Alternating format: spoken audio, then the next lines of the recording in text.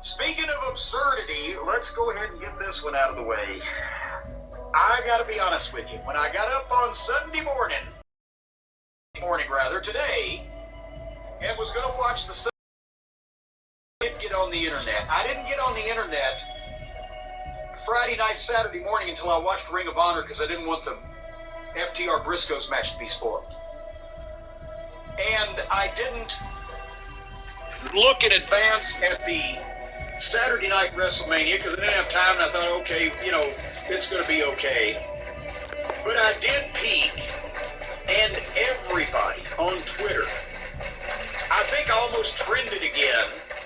Generally, now I don't even have to do anything to trend on Twitter. It's just people saying, well, wait till Cornette sees this. And I trend somehow that way. But everybody was like, oh, we've got to hear what Cornette's going to say about Johnny Knoxville and Sami Zayn. And that's when I thought, what the fuck? So I have to watch this. Because normally I would have said, okay. You watched it? Yes, I watched it. Because wow. Well, everybody was like, it meant so much to them, apparently, that they weren't the only ones that had to suffer through this abomination, that I would somehow watch it and articulate the things on our platform here that they are not able to say in public places because it stunk, it was rotten, it was fucking abominable, and people were offended by it. So, okay, I'll watch it. Because, I mean, that's kind of the attitude I was going to have with it anyway. I just didn't plan on critiquing the whole thing, but all I could think is just even when they started, before they'd ever even got into it, just when the bell was ringing, after the entrances, Sami Zayn, a good old El Generico, and Kevin Owens, I've said this before, in Ring of Honor, they were the pains in the ass. We had a great talent roster. They worked hard. They mostly showed up on time. Nobody was really fucking up too bad. It's just that every time that you had to talk to either one of these two, maybe it had something to do because they were French Canadian. Maybe it had something to do because they're friends and birds of a feather flock together. Birds of a feather hit together, whatever the saying is. Which were the biggest pains in the ass. They always had some question, some issue, some conflict, something to be resolved. I think I told everybody that the Saints and Delirious and 2.5 weeks one time, talking about trying to get this airport parking paid for by the company in Montreal. It's just incessant, and they always had something to say about everybody else's business, including they thought I, acumen, booking, whatever it was, she's not like the young folks that are cheesy, old-fashioned, it's kind of goofy. Let me just remind everybody, this is the biggest wrestling event in the world, and Sami Zayn, who's an expert, is bumping like a Super Bowl for a 50-something-year-old jack-off reality TV star in the biggest abomination of a parody of a wrestling match that's ever been held by anybody. AEW don't have nothing on this bullshit, because they not only make sure to make the wrestling business look like garbage, but they spend a lot of money to do it. Now she went to bed. So, you know the old saying, Brian, the old joke. You go up to a girl, you say, "Will you fuck me for $1 million?" Hell yeah. Will you fuck me for $1? No. What do you think I am? We've already established that. Now we're just haggling over price. So we come to find out that Fat Boy Steen and fucking Skinny Boy Generico, they don't mind making complete asses out of themselves and doing the worst, offensive, unfunny bullshit, making fun of the wrestling business that they possibly can, as long as they're doing shit. Otherwise, they got principles. Fuck you both. Especially Generico, because at least Owens was in there with Stone Cold Steve Austin. So he got the better part of the deal. Fucking the red-headed ginger Muslim French Canadian here had to stooge for a goddamn brain-damaged moron. So I'm glad to see them doing well in their environment up there. My booking was cheesy. They have been all over. If somebody suggested they do this before they were making the big money, oh, how dare you? Oh. But see, they won't. Nobody's like me. They won't put their money where their mouth is and just say, fuck you, keep your check. That's embarrassing. I'm not going to fucking do it. Private stealing, garbage can, grudge, cookie sheets. Johnny Knoxville's dressed like a kid on Halloween playing superhero, but he got somebody slipped some fucking fentanyl in his candy or something. Zane goes under the ring to pull a table out and pulls out a table covered with mouse traps. They've got a stop sign in the ring. This would be unprofessional by AEW standards. Like if Jelly Nutella had a match with some fucking fat ball tactical deathmatch garbage wrestler in some farm somewhere in the middle of Iowa. This is what you would get. And this is on WrestleMania. A bunch of amateurs and a goof going along with it. It actually reminded me of Omega versus Moxley before. Very similar matches. Well, they all look the same, but this was even more visually insulting because as bad as Moxley looks like a fucking plumber laying in an alley somewhere, at least he looks like he can fight you, whereas Johnny Knoxville is big as my little finger, gray-haired, by his own admission, brain damaged, and a complete imbecile that a bunch of mentally challenged people have supported to where he has enough money to where he can fucking go around and do shit like this. People think he's some kind of celebrity. And by the way, Sami Zayn suplexed that 50-plus-year-old reality TV goof through a table and got a 2 count. And then Zayn was charging at him in the corner. Knoxville pulls up an air horn and blows it in Sami Zayn's face. It's a fucking spray can with compressed air. I've sprayed them. It won't hurt you if you do it to yourself. It's loud and annoying. They pulled the air horn and Sami Zayn is going to bell run.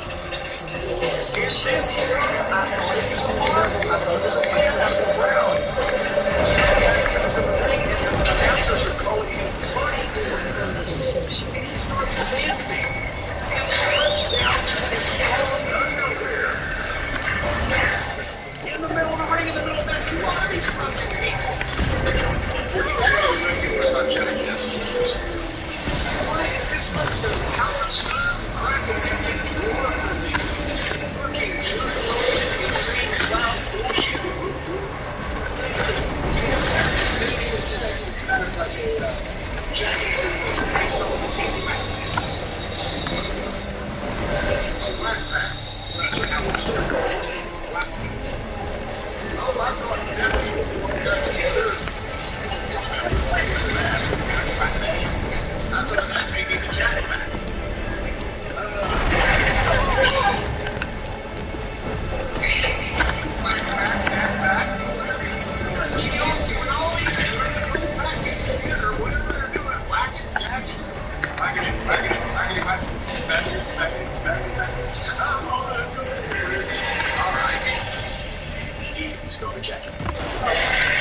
So then, dispatched the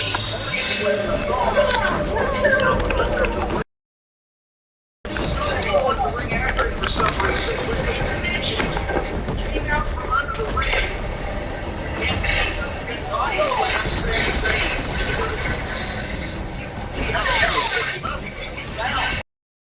He actually flipped over and went down and he picked up by the fucking midget with body slam. Johnny Knoxville is a 2 count on a professional wrestler with a DDT. The midget does not leave. Well, I don't care if he's not a fucking flattering machine.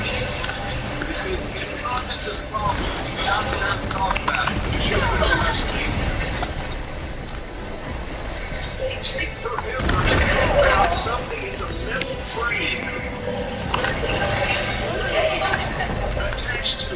And on the bottom of the fake leg, on the bottom of the fake leg is a shoe of some description or foot or whatever.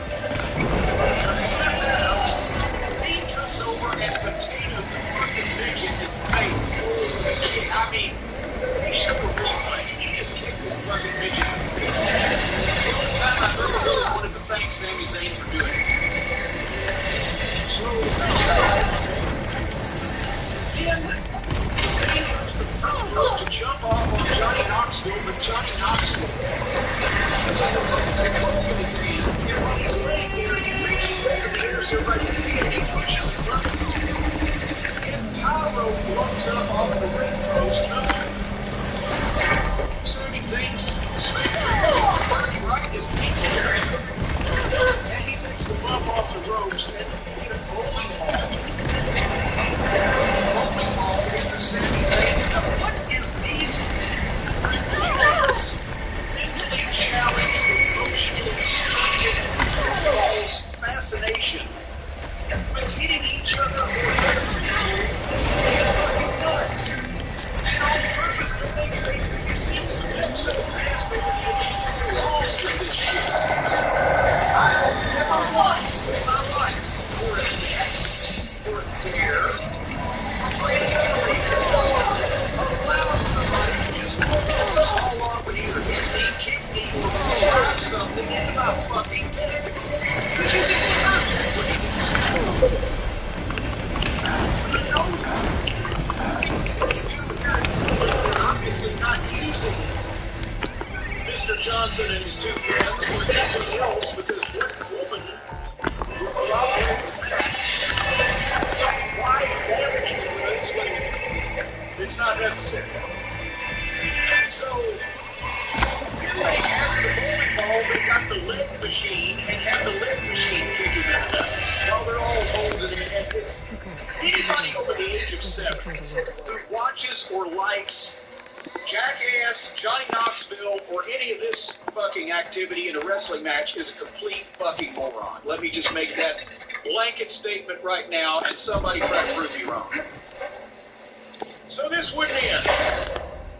Zayn took a slam off the, well, actually, he just flipped himself. He was on the top rope, and Johnny Knoxville reaches up, and Zayn just dives off, does a forward flip, and goes through the mousetrap table to the concrete floor. Could have killed himself. Anything that they were doing here could have ended in serious injury, and he's in there with a bunch of amateurs.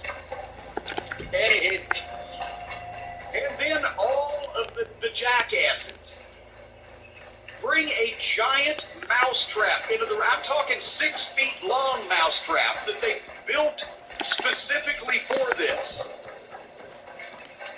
Bring it in the ring, put Sami Zayn on it, and then Johnny Knoxville can't figure out how to set the fucking trap off on Zayn and reached over and got in the middle of it and exposed it when he pushes the button.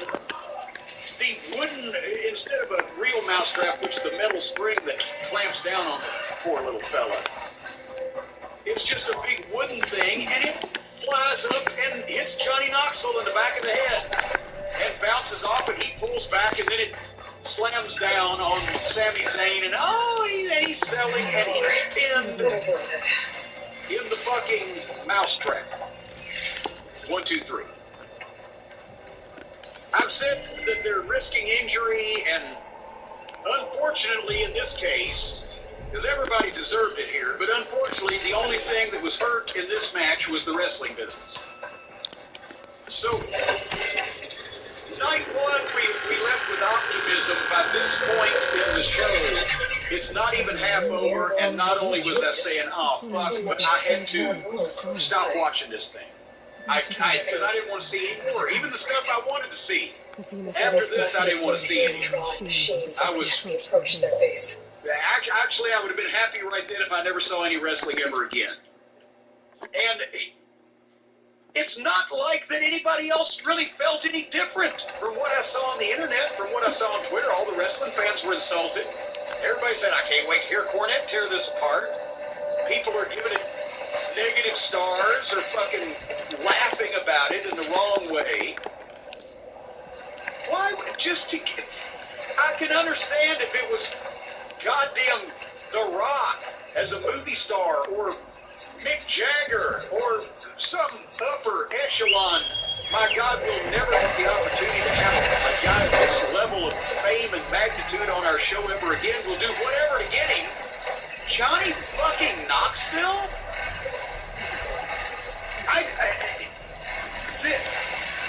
Johnny Knoxville's presence on this show cannot have added. I don't think it could have added anything. I don't think one single person bought it because of this. And maybe some people turned away from it because of this. But it couldn't be worth the bad publicity, the visual of all this silliness, ruining the rest of the show for people who don't want to see more after that, shitting on the business that the guys are about to get in the ring, the main events that drew the money, are going to get in the ring and risk their necks and their lives and their health. Try to be professionals and really fucking dig in and give a and they do this. I'm sorry, this is the kind of thing that I think people that weren't even involved should quit over. Give me your thoughts. Not a big fan of it. I was able to watch it and enjoy it for the stupidity that it was because I knew what it would be. And it's Sami Zayn. It's not like they're working against Steve Austin or John Cena or Roman Reigns. Oh, you would have thought that's who they were about 10 years ago before they got their attitudes adjusted and told how to do things the right way. You're right that Johnny Knoxville's not a big star nowadays. I think they got a lot of people there. It must have been Jackass fans. People talk about they're seriously deep Jackass fans. Applicable of nothing, apropos of nothing. Comes out from under the ring and starts body slamming the wrestler. You're going to pop for that. Because it's fucking preposterous. Not my favorite thing WrestleMania. And hopefully that's the end of Johnny Knoxville this year. Well, next up on Well, sorry. There's something you have to do that for a match like that. Sammy and Johnny probably have a lot of big cuts when you get to the back and they check themselves out. Especially Sammy. A little bit of an issue. Pyro to the nuts. yeah. That's a problem. Maybe there's some singed hair he needs to find a way to do away with.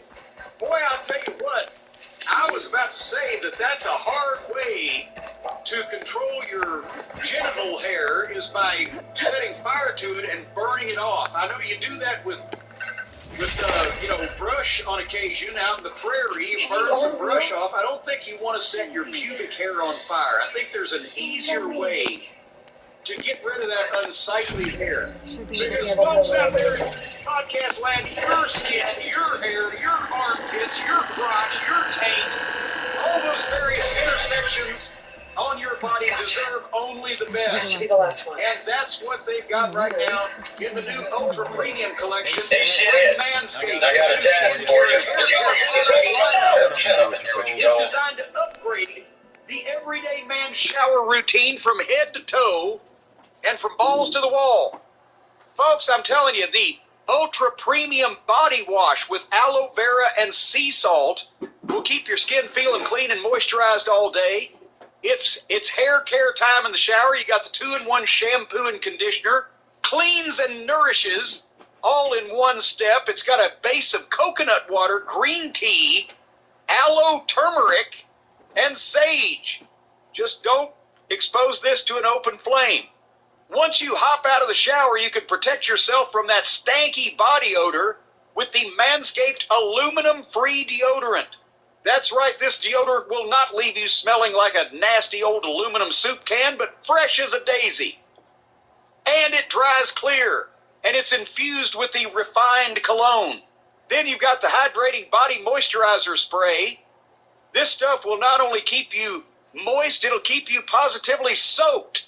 You'll have to wring yourself out several times every night before you go to bed because you will be containing so much moisture in your beautiful skin.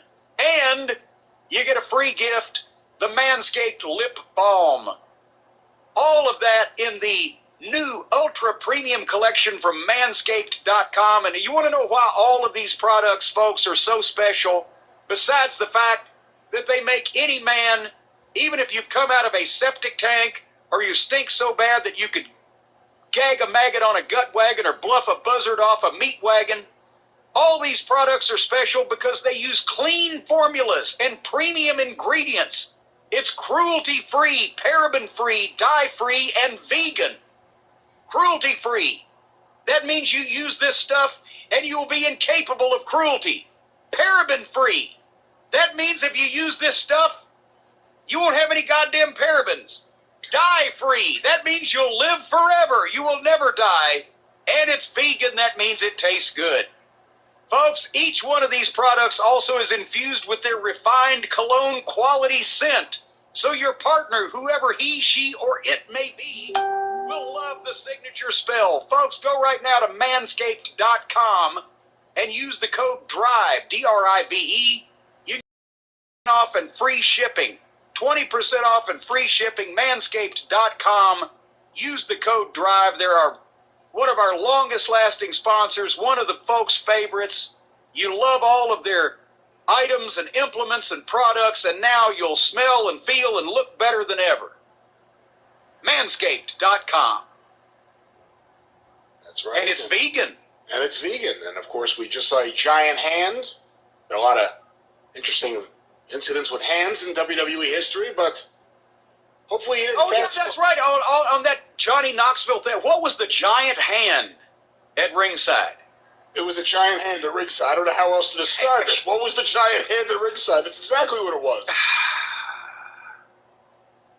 Well, there you go. Anyway.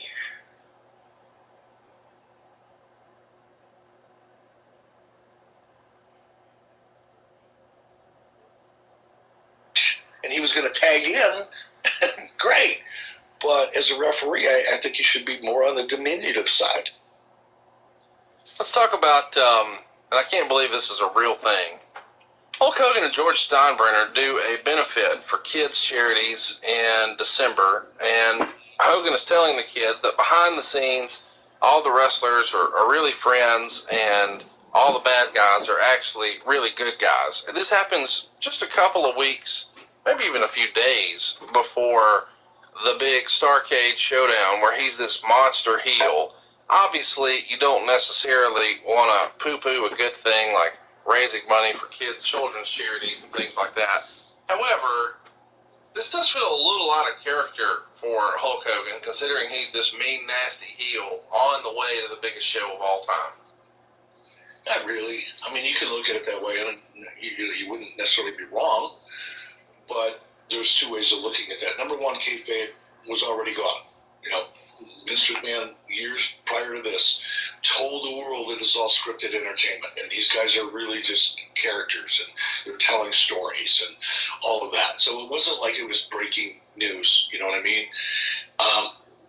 And so that's number one. Number two, this was one of the challenges that I had with Hulk going back to 95 when I first approached him about turning heel, because Hulk knew, just from being in the business as long as he had, he knew how much he was going to be asked to do this type of thing, the charity work, the fundraisers, the meet and greets, the Make-A-Wish opportunities, all of that. He knew that wasn't going to go away, and he knew he was going to be in the position of, wow, I'm a hero to a lot of these young kids, but I'm playing a bad guy on TV. And that was a concern for him in 1995.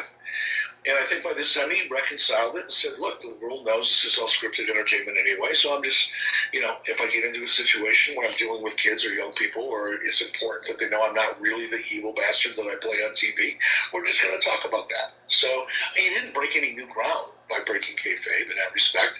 He was just, managing his own personal issues because he knew he had a lot of influence, particularly on the young kids, as he does today. He's doing the same thing today. He was just in New York recently, at an event for the March of Dimes. He does a lot of things for, the Big Brother organization. So it's, just the way he had to deal with it. That's all. It wasn't really a big deal. But in early December, you come out on Nitro for an interview and say that you're not going to wrestle Zbyszko unless Zbyszko puts Nitro up. And so the winner is going to get Nitro, or I guess if you win, the NWO, and if Larry wins, it goes to WCW. And later in the show, Gene Okerlund interviews J.J. Dillon, who is the on-screen commissioner, and he agrees to put up Nitro so Zbyszko can get this match with you. I guess my question is, why were you the right guy to be put in a match? Because a lot of people, and they were less critical of you doing it, but not too terribly long after this, when Vince Russo finds himself in the ring, people, you're actually in the ring before the McMahon character. We know we're going to see that in April of 98. Here we are in December of 97, and there you are. But why was it right at the time for you to throw your hat in the ring and be on the biggest pay-per-view of the year? And why was Larry the right opponent? Well, I mean, you actually passed about 3 questions into that. So let me start with, what's the difference between me doing it and Vince Russo doing it? Because I've been, and many people were very critical of Vince Russo. Number one, I had a ton of heat. I came into WCW with heat. Not the kind of heat that I had, obviously, in 96 and 97. But I was always that outsider. I was always that, pretty boy Ken doll, kind of that everybody hated. I had legitimate heat because of who I was and how I broke into the business and where I came from in the real world. And I had on-camera heat by the time I got into the ring. I was a real character. We'll cover this, when we go through the pay-per-view. But look at the reaction that Larry got when he finally beat me. That's why I did it. Because I had enough heat. And arguably, we get to kill these things? If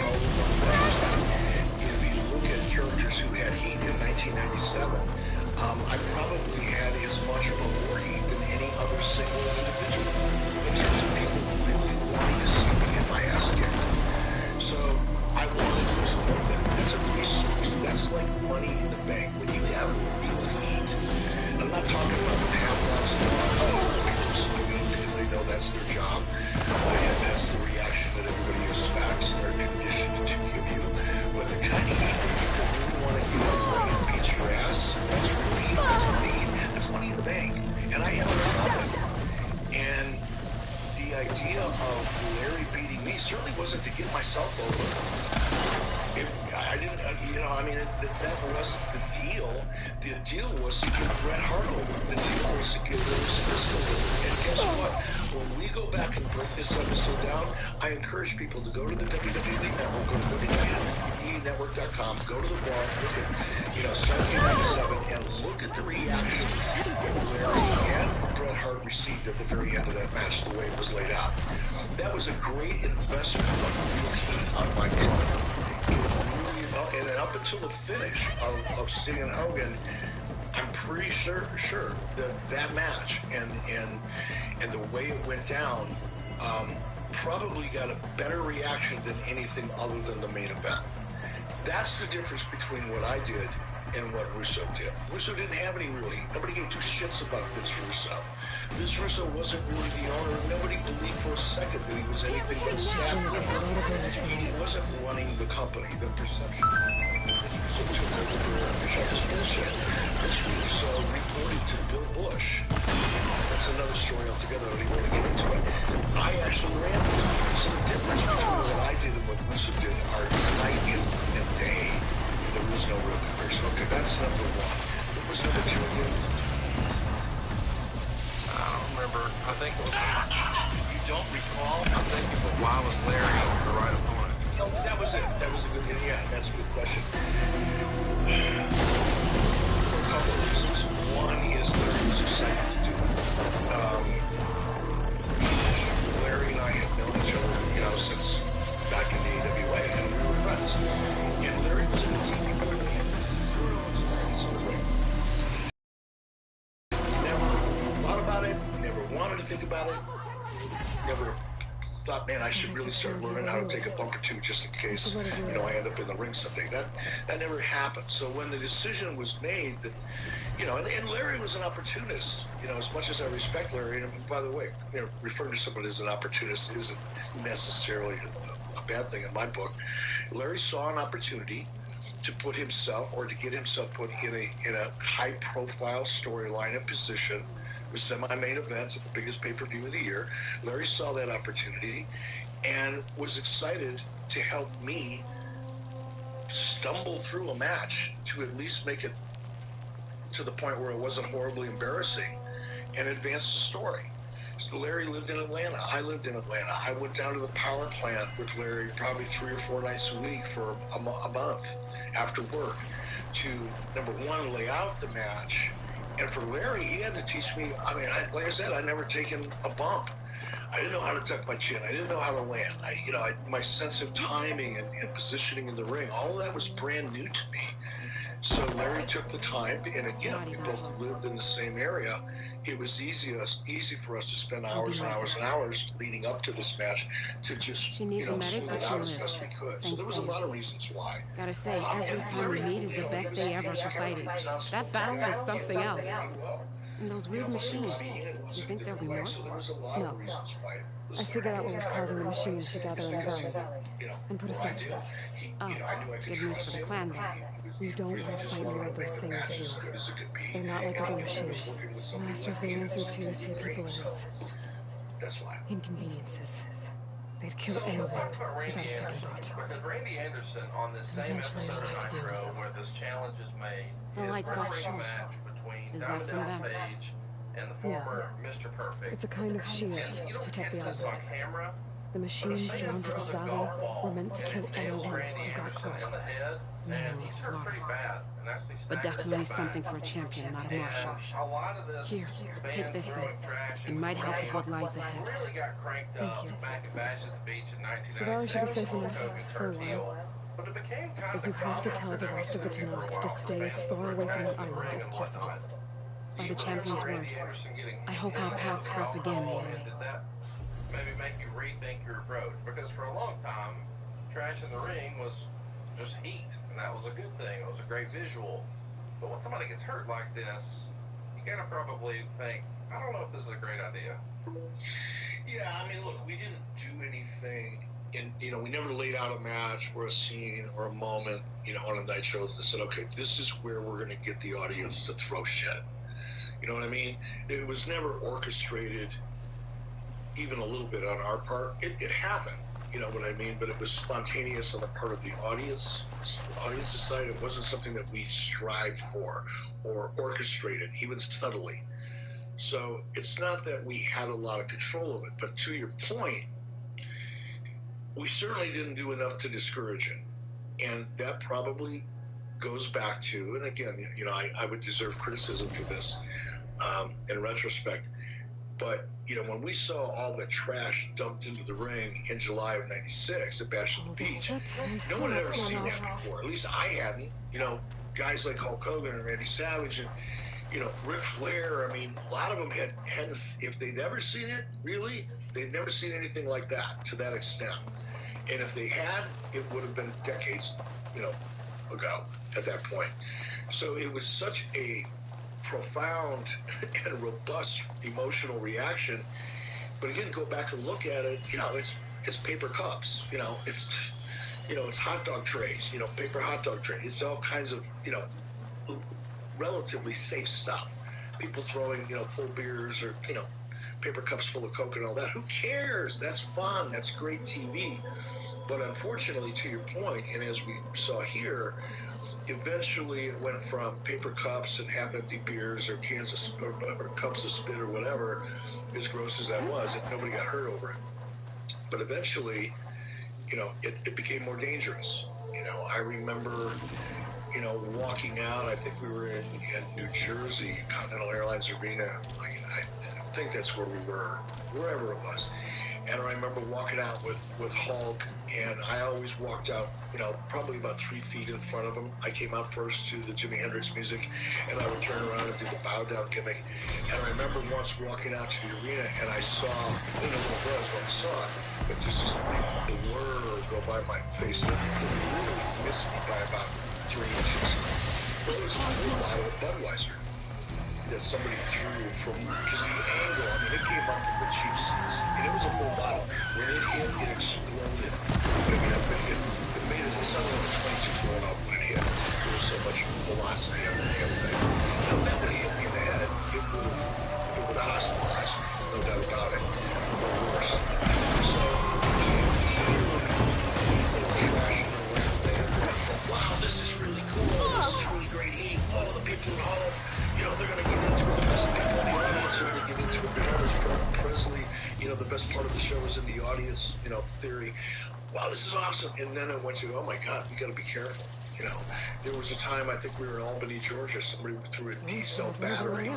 That's a big, heavy one. The cops that have the 3-foot flashlights, that's what they use, those big, heavy D-cells. They weigh about 3/4 of a pound apiece and are as hard as a rock. I remember, somebody throwing one of those in the ring. People were throwing quarters in the ring, and it doesn't sound like a big deal. Somebody's throwing a quarter in the ring, trying to hit you with a quarter. But you get enough speed on that thing, and it hits you in the face or hits you in the eye, somebody could really get hurt. So, yeah, it did get out of control. And we didn't do enough to curtail it, probably early on when we should have. Let's talk about the Nitro in Buffalo the next week. Of course, we've already talked about the Buffalo Bills and their interaction, but the main event has DDP and Scott Hall. This sets an all-time gate record in Buffalo, of course, but that feels commonplace for you guys here. You're setting records everywhere you go. Paige hits the diamond cutter, and the NWO comes out. Then a Sting mannequin comes down from the ceiling and goes through the ring. And when they go to beat up the dummy, it was Sting who was under the ring, who had replaced the dummy with himself. So I don't know, this mannequin thing is kind of fun, but kind of silly, I guess. Hogan's making fun of the mannequin and then suddenly unmasks it, revealing that it's the real Sting. And he drops a few of the guys and Hogan will get in the ring. Chat me up. Whose idea was the dummy going through the ring? And talk me through the creative here. It wasn't collaborative. As I've said so many times before, there's no idea that I can think of any one person came up with. You know what I mean? It's usually, hey, I got an idea, what if we do this? People chime in. Someone raise their hand and say, hey, I got an idea, let's come to the ring with a red cup. And somebody would say, well, yeah, maybe darker shade of blue would be better. Okay, great, let's do darker shade of blue. Maybe pink is good. Before you know it, you've got a red cup. He is essentially the same.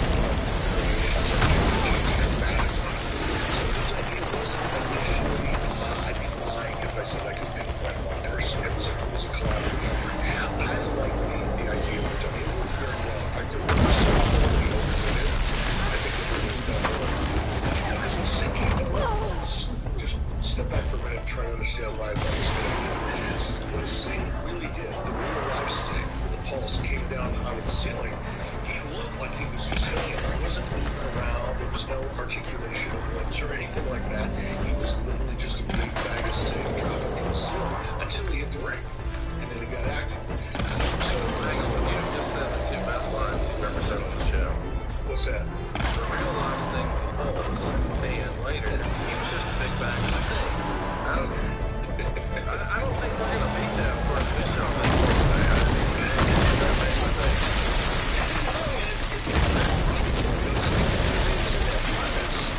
Yeah, for safety issues, he wasn't going to come down there flailing his arms, swinging his bat, making all that. He had to get down on the ring without, getting hurt. So he did look just like a big mistake. And then the dummy, which was a fully articulated artificial joints, from the wrists to the elbows to the shoulders to the neck. It was about as close to a person as you could get. And it weighed about 180 pounds. It was a heavy thing too. So then when it landed, right when it dropped it, it really looked like somebody would end up looking for me drop from that harness. So the original idea I thought was a good idea. That's why I said it was probably too good of an idea because we killed it. We're overdoing the sellouts here. The next week in Charlotte, Nitro, December 15th, another sellout, 9,320 fans. Independence Arena is where it goes down. And there is a confrontation here with J.J. Dillon and Eric Bischoff, where Bischoff is demanding that punches and kicks count. And Dillon says that submissions also have to count. I thought that punches are illegal in wrestling, but whatever. We also see... Yeah, that's why I was petitioning to change it. we see a big debut here. We get Bret Hart coming out saying that it's Ric Flair country, and he offered him $7.5 million per year and weekends off to enjoy Ted's money. Chat me up here. This is Bret's official WCW debut. We've done a show on Bret, so I know we've talked about it a lot already. Why did it make sense to debut him here? What is this? 2 Nitros or a couple of shows before Starrcade, but in Charlotte, and just sort of with a promo.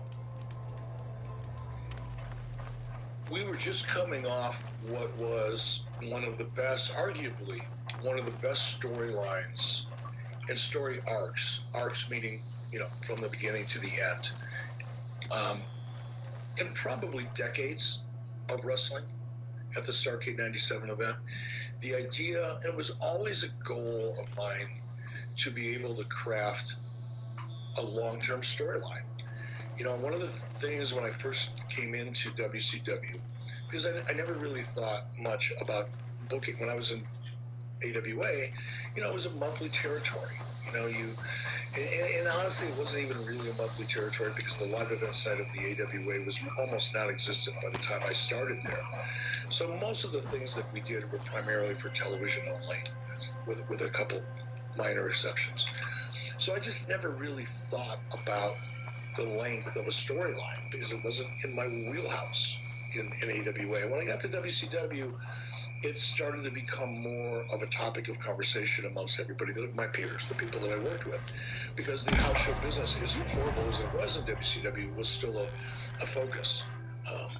And that's when I started learning the difference between monthly territories, weekly territories, and the difference in booking, the psychology and that type of thing in booking a monthly territory versus a weekly. And I point that out because in my mind, especially by now in 1997, I looked at WCW as a monthly territory because we had monthly pay-per-views. And every story, I looked at things, and this is just something that I kind of learned or I guess evolved into, is a better way of saying it. When I got more involved in television and I had to pay closer attention to ratings and pay-per-view buy rates and the bottom line and things like that, it occurred to me that the best way to look at our television and our pay-per-view business is as a monthly territory like the WWE was. And if you think about, episode number 1, episode number 2, episode number 3, episode number 4 is your go-home episode, episode number 4 is actually your pay-per-view. So if your episode 3 is your go-home show, it's kind of like Act 1, Act 2, Act 3 payoff is the way I started looking at things. And with Bret, at the time he came in, we were just on the tail end of a hugely successful build up for Sting, and I wanted to replicate that. And people who will criticize me for, you could have used Bret Hart better. That first of all, when anytime anybody says you could have used so and so better, they're reading dirt sheets. Right? They're talking like they're a booker. They're positioning themselves as someone who knows really how to really orchestrate a great story and a build in a business that they've never been in. And I don't deny, by the way, I'm not saying I couldn't have come up with something better for Bret. I've acknowledged that so many times, it's ridiculous. Sure, I could have. So could have Bret. But it didn't happen. But I'm just sharing with you my psychology or my philosophy at the point that we're talking about. I wanted Bret to come in. I wanted to, the whole beginning of Starrcade 97 from the open of the show, which, by the way, I thought was one of the better opens in a pay-per-view that we've probably ever done, certainly up to that point. But from the minute that pay-per-view opened up, it was framed with controversy. That's what I wanted it to be. I designed it to be that way. And I asked the announcers to make sure they articulated that from the very beginning of the show. The build-up going into it was all about controversy. I wanted Bret Hart to come in kind of like the third man scenario where they weren't sure. whose side is he on? Is he an NWO guy? Is he a WCW guy? Is he going to call it down the middle, or is he going to, screw Larry Zbyszko for Eric Bischoff, or is he going to screw Eric Bischoff for Larry Zbyszko in WCW? Nobody knew for sure. And again, go back, watch the final moments of the match. It paid off beautifully the way we wanted it to at that time. But the reason, again, to get to your point, the reason I didn't use Bret in a match right away and put him in the ring with Ric Flair, which would have been a hot shot, easy thing to do, is because I hoped that I was going to be able to build a long-term storyline with Bret Hart as the top dog on Thunder. That was the reason I brought Bret in. That was the reason this pay-per-view was set up the way it was set up. That was the reason why I had waited till the last minute. My match was This must be the village to that's Max reveal the Silver side of the mentioned. equation Bret Hart was going to Let's take a initially look around. start out on. So the village. You can criticize it, and justifiably so, I guess, depending on who you are and what your perspective is. But I'm just sharing with you the psychology. Well, and that makes a lot of sense. I think most people sort of even forget that he was the referee in your match where it was going to be decided who got Nitro. We just usually remember what he did in the main event. Let's talk about the main event of this Nitro here, though, as we're on our march to Starrcade. The main event is Ric Flair and Kurt Hennig, and they only go 17 seconds before the entire NWO shows up. Maybe there's another way. But eventually, in the big melee, fans start hitting the ring. And Sting is in the rafters, and the show ends with Sting charging the ring. And the show was supposed to finish with Sting laying out every member of the NWO with Scorpion Death Drop, except you and Hogan, who would escape unscathed. But because there's so many fans jumping in the ring, you guys run out of time, and Sting doesn't even make it into the ring before you guys go off the air. And when you realize the angle was blown, someone very audibly swears and the mic picks it up. And I think you realize it, that the angle's blown or that someone has cursed or both, because we see you sort of put your head in your hands when the camera comes back on. What do you remember about this not making air, the fans jumping in the ring, and then somehow a swear making it over the mic? Well, the fact that somebody cussed over the mic and it made it to air is not that unusual in a live show. We had a 7-second delay, obviously, and tried to catch it all, but sometimes you didn't. It wasn't the first time that it happened, probably wouldn't have been the last. So that insignificant, to the point where if you say it happened, I'll believe you. I don't. I don't recall it. Here's something that was significant. Around this time, you signed a 4-year contract extension. First of all, great timing for you, right before the biggest pay-per-view when you guys were selling everything out. Feels like a hell of a time to get a contract extension. What can you tell us about your contract here? It was an easy process, and I have to say, I wish I would have been more aggressive. I wish I would have been greedier and more self-serving than I was. At this particular time, it's raining hard, ain't it? Written my own contract and just turned it in and had it signed off on. But I didn't take it long.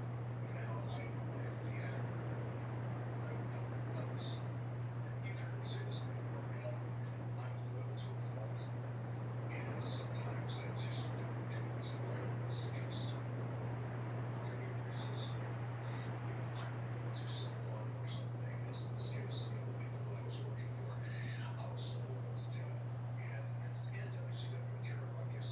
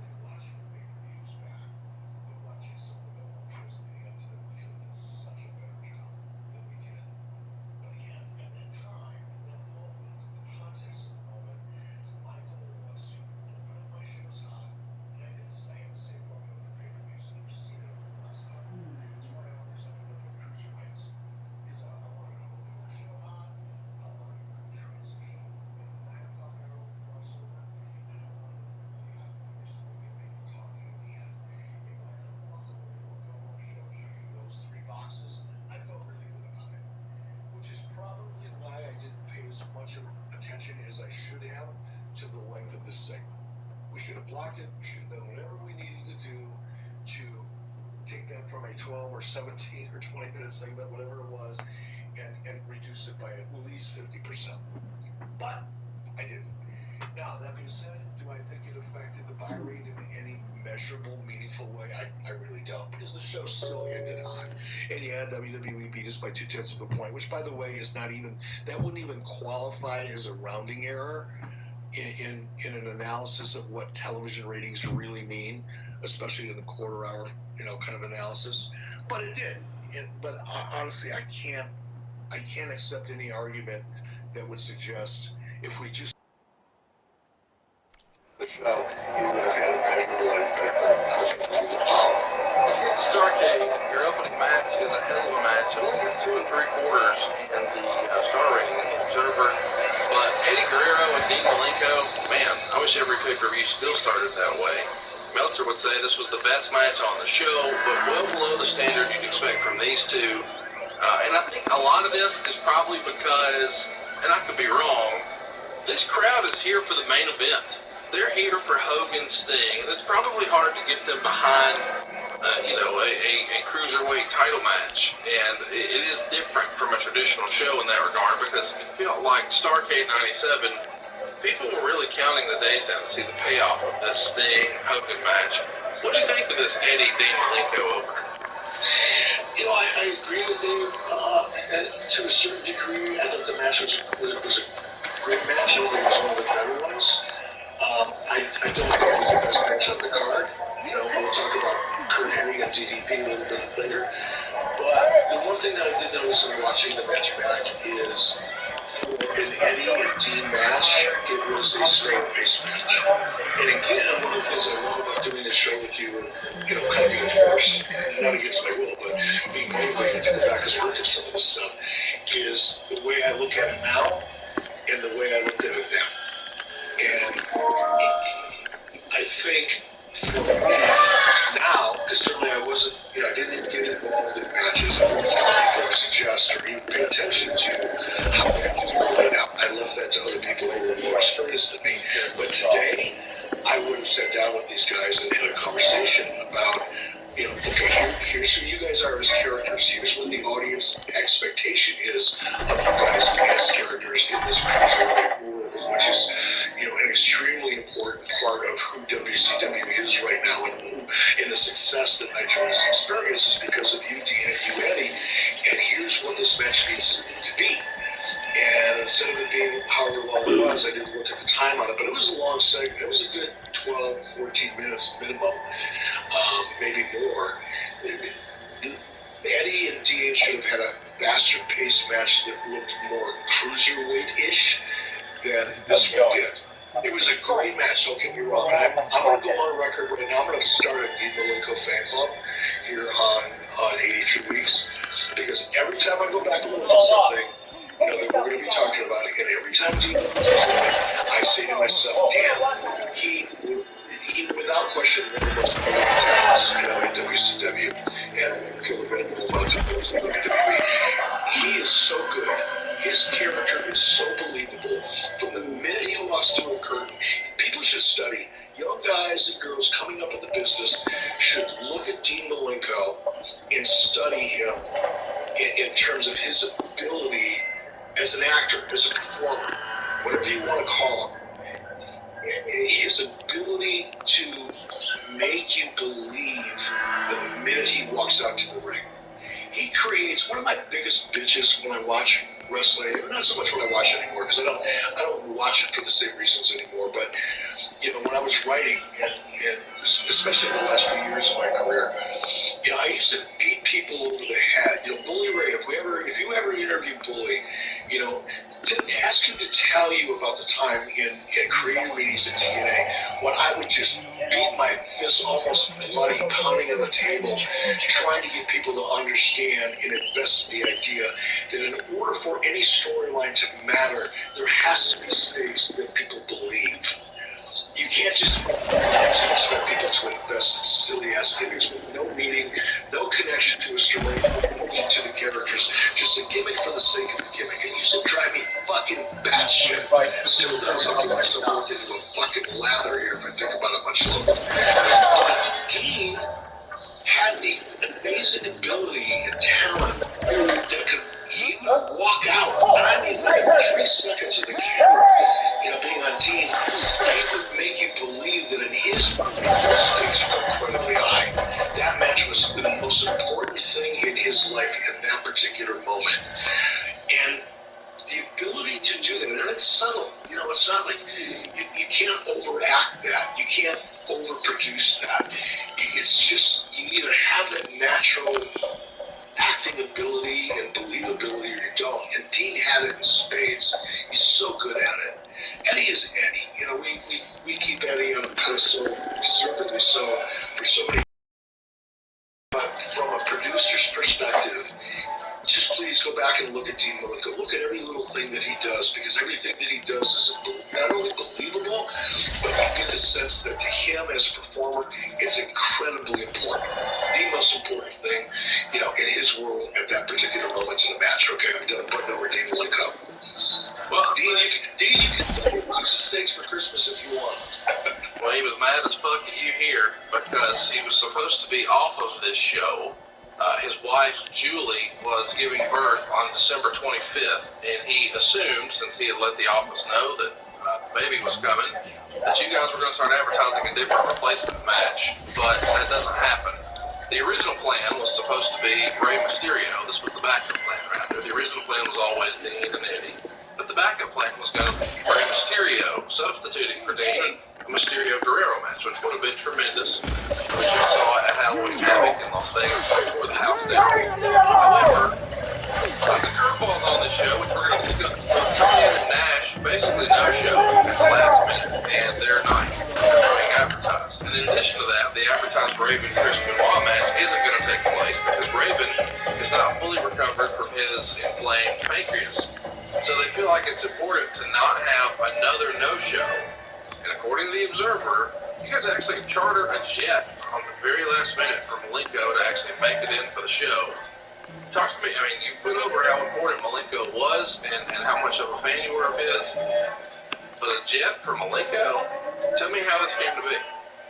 To me, that's kind of a derisive question. A jet for Malenko. I know you're not meaning to bust his balls. I know you're trying to, find out why I would spend the money on someone who is not a top star. And it's a valid question, but, how about a jet so that we don't have to make another, substitution on a show that's already got 3?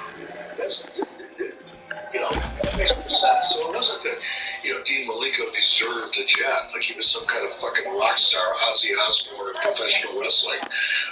It was because, we knew, and by the way, Nash didn't know show. I knew Nash wasn't going to make the show. I had been in contact with him, so it wasn't really a no-show to me is somebody that just, without warning, without a call, without a heads up, just no-shows a show. That wasn't the case. We knew that we had an issue with Conan. We knew that we had an issue with Nash. We knew that, Levy was not going to be able to actually wrestle. So facing 3 substitutions at the biggest pay-per-view of the year justified and warranted getting Dean to the show. I'm not trying to be defensive, but you have to believe these things as a listener to the show. When one listens to the show and you hear, or especially if you read about it in the Observer, it doesn't give you the context. It doesn't give you the Eric Bischoff charges jet for Dean Malenko at the last minute. Holy shit, he's spending 10 charters money. He's in America.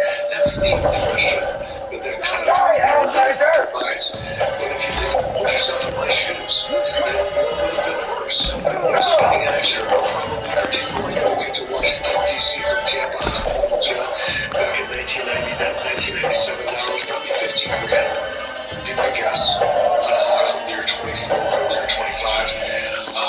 Is it worth 15 or 20 grand to not having a substitution at the very beginning of your show? Yeah, it was. And it had nothing to do with it was Dean Malenko or Hulk Hogan. It was, we can't have another substitution.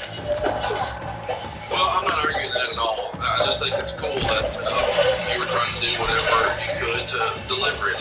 Of course, these guys have had a bunch of classic matches, both in WCW and ECW. This one probably falls short of some of those other shows. Next up on the pay-per-view, though, Scott Hall is out street clothes, survey, and then Kevin Nash won't be there. He gives no explanation to the crowd. But earlier in the show, the announcers had said that Nash wouldn't be on the show, but they too gave no explanation. Scott Pilgrim, one of the Giant, comes out without a cast on his head. Of course, Scott attacks the Giant and makes a quick comeback on the press slam, even in the choke slam. But instead, using Kevin Nash's own style powerbomb. Obviously, we know the story. I guess we should mention it here. The day before the show, WCW receives word that Kevin Nash suffered a mild heart attack at his home in Phoenix, Arizona. Nash was 39, but he had a family history of heart problems, including his father dying of a heart attack before the age of 20. So nobody was exactly clear as to the actual story, at least from the dirt sheet side, but there were other reports that said you may have thought it was a heart attack. It was actually just a bad case of indigestion. And Nash has gone public in saying that he was in the hospital in Arizona with an irregular heartbeat. And, of course, the dirt sheets, not necessarily the dirt sheets, the more cynical wrestling fans, they have put freestyle. Maybe he no-showed because he didn't want to put the Giant over. Set the record straight on that, because I know that allegedly, and this Nash put this out here, you called him while he's in the hospital and offered to send this jet that you're sending around to pick up the Dean Malenko's of the world. And Nash says, dude, I'm in the hospital. My tests haven't come back yet. And of course, he's talking about the nuclear dye test. Chat me up. What do you remember about this Kevin Nash no-show situation? Sorry, to set the record straight, I get a call from Kevin's right away. Kevin thought he was having a heart attack. It's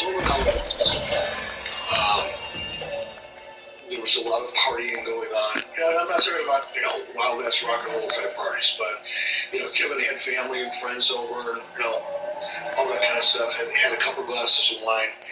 Kevin had gone to the gym that morning when he got sick. I was concerned that he had a heart issue. He had gone to the gym, actually it was the night before, he had gone to the gym and did a big leg workout, and a heavy leg workout. Now, not to sound like a doctor, but I do remember a lot of this conversation. When you do a heavy muscle workout, a heavy leg body part workout like that, you break down a lot of muscle tissue. That's the idea of it. You break it down, it builds itself back up, more than it was before. That's how you build muscle.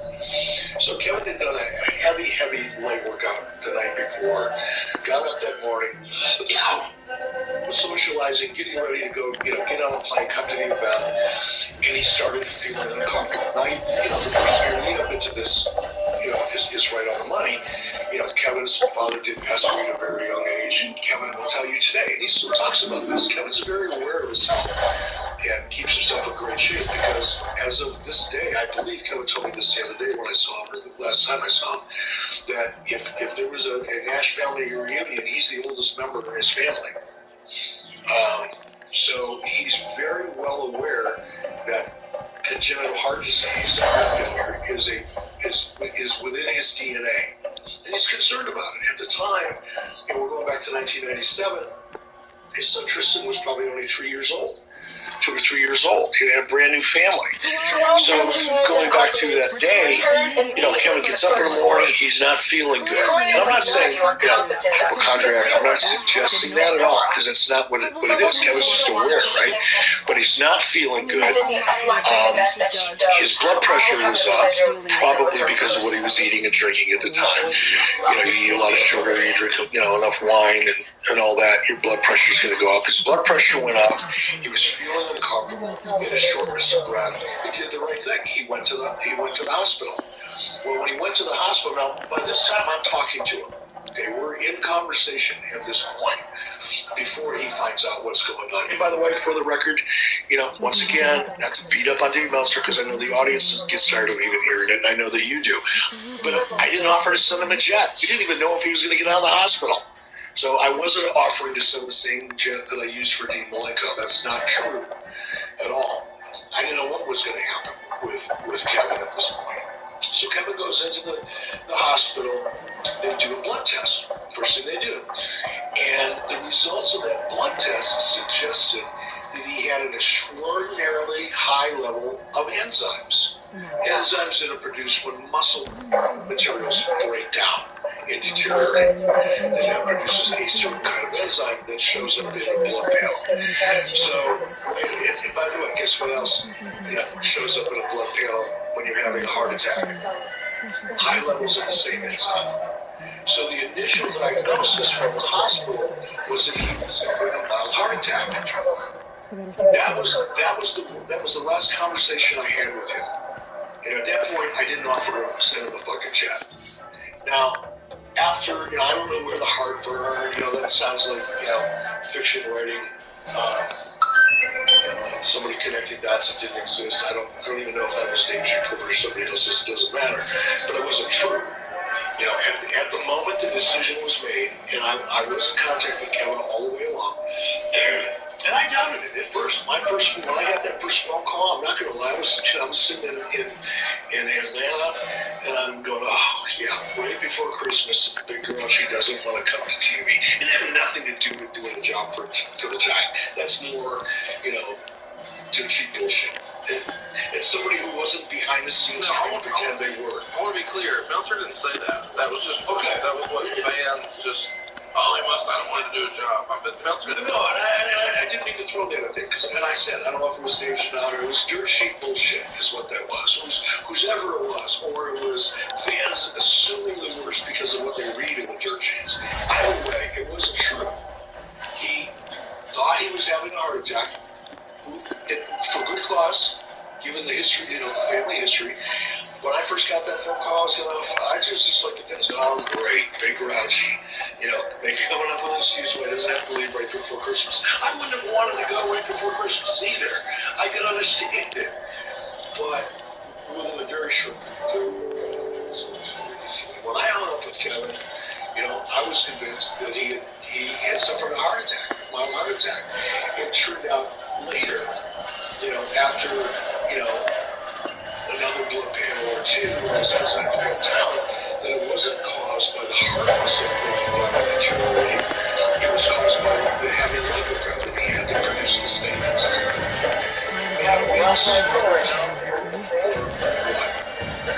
Well, I think Holland Nash was smarter because they managed to get a contract extension before start date that made them under contract until 2003. Is the report that we see here. We know that, of course, those guys are going to show up in February of either way, though, they got paid to sit at home for a while. So somebody said, oh, Conan, he's not here. So he's out of the next match. And Conan said this guy over here, they tell the soccer brother, this match was extremely bad, which I guess for the last matches was really important. I want to mention that this Randy Savage, quite an upgrade. Ultimately, Savage gets the win with an elbow drop, and it only gets a half a star. Not the best match, it's just sort of there. It's probably not the best use of Randy Savage on a big show. Here's the behind the scenes. This is directly from the Observer. Conan called and said his girlfriend had given birth to a premature stillborn child and he couldn't leave Mexico. This left a hole in the six-man tag match, and the company wanted Randy Savage to fill the spot. And in negotiations to get him to fill the spot literally a few hours before the show was going on the air, had to agree to change the originally planned finish of the Steiners and Ray Traylor going over. To get Savage to agree, the finish was changed to where Savage got to score the pin using the elbow drop off the top on Scott Steiner.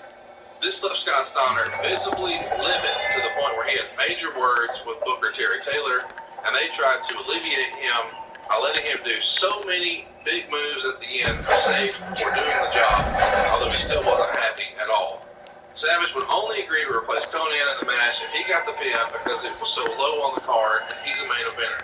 He also refused to beat Traylor because he considered Traylor a jobber. He didn't insist on beating Scott. It could have been either Steiner, but apparently Terry Taylor chose Scott because Rick is usually the Steiner brother asked to do the job. I know you're going to eat through this, but tell me how, obviously when Conan has this personal situation, You got to pivot. I get it. I don't think anybody could really cry foul over that particular circumstance. Macho Man is the replacement. What an upgrade. Were there any negotiations at all? There were no negotiations. That part, I mean, there are elements of what you laid out from Dave's reporting, there were pieces of it, as there so often are with bullshit. You find little elements of facts or truth, and then you build up this big, colorful narrative around it to make it sound more interesting and dramatic, or, fulfill your agenda, whatever that may be. So there are pieces, and this is the case here, there are pieces of all of this that were true. The situation was going in, there's a fact, okay? Was Randy obviously a last minute, solution to that? That's a fact. Now, all of a sudden, there's an entire backstage narrative in the first person based on what was going on all around that came from nobody. That was just Dave. Making shit up on the fly, or freestyling, as you suggest. There was no negotiation with Randy. Randy was the ultimate team player. Randy was never the guy. I want to dispel that right now. Randy was tough. He would challenge the hell out of you when it came to a storyline or it came to a finish. Not because he was selfish, not because he thought of himself as better than anybody else, not because of any of that, but because he wanted to make sure that what he did made sense and that it was right in the long term for everyone, not just him. Randy was a very, very generous performer. Sometimes too generous. Sometimes too easy to get along with and work with when it came to creative if he was really passionate about a story. So the idea that Randy went, because this is what that narrative, as you read it to me from Meltzer's Tertiary, this is what that narrative implies. That Randy was one of those selfish, greedy fuckers making millions of dollars that got to call his own shots with his creative control. That's what that suggests. First of all, Randy didn't have creative control, number one. Number two, even if he did, he wouldn't have acted that way. That's clearly written and produced by somebody that did not know Randy Savage and had ever worked with him for more than 3 minutes, because that wasn't Randy. And I'm not suggesting, I want to be really abundantly clear here, I am not suggesting that Randy was always easy to work with. He wasn't. Sometimes I thought he was half crazy. But he was half crazy for a good reason. So if there was any changes, again, I didn't lay this match out. If there was any changes to the match or changes to the finish, they probably made sense. This was an NWO versus WCW pay-per-view, by the way. Let's not forget that, Dave. Would it have made sense for NWO to take a fall right here, knowing what's going to happen on the rest of the show? Probably not. If one would be just a little bit objective and analytical about the overall presentation of this pay-per-view, what Randy suggested, if indeed he did, or whoever suggested it about Randy going over, was probably done to stack the deck from a perception point of view in NWO's favor. So, when I hear this kind of stuff, it's not that I don't hate Dave Meltzer. If I saw Dave and, and we were both in the front row, I'd go, fuck it, let's just go have a beer. Fun. It's not a personal dislike for the man, but I really resent and get hot when he writes things like this that, obviously Randy's not here right now. It's not bothering Randy, and it shouldn't bother me. But it's so unfair and false to make up that kind of narrative that's going to last forever. Here we are 20 years later talking about it, about a guy and it being so unfair to him. It's not true.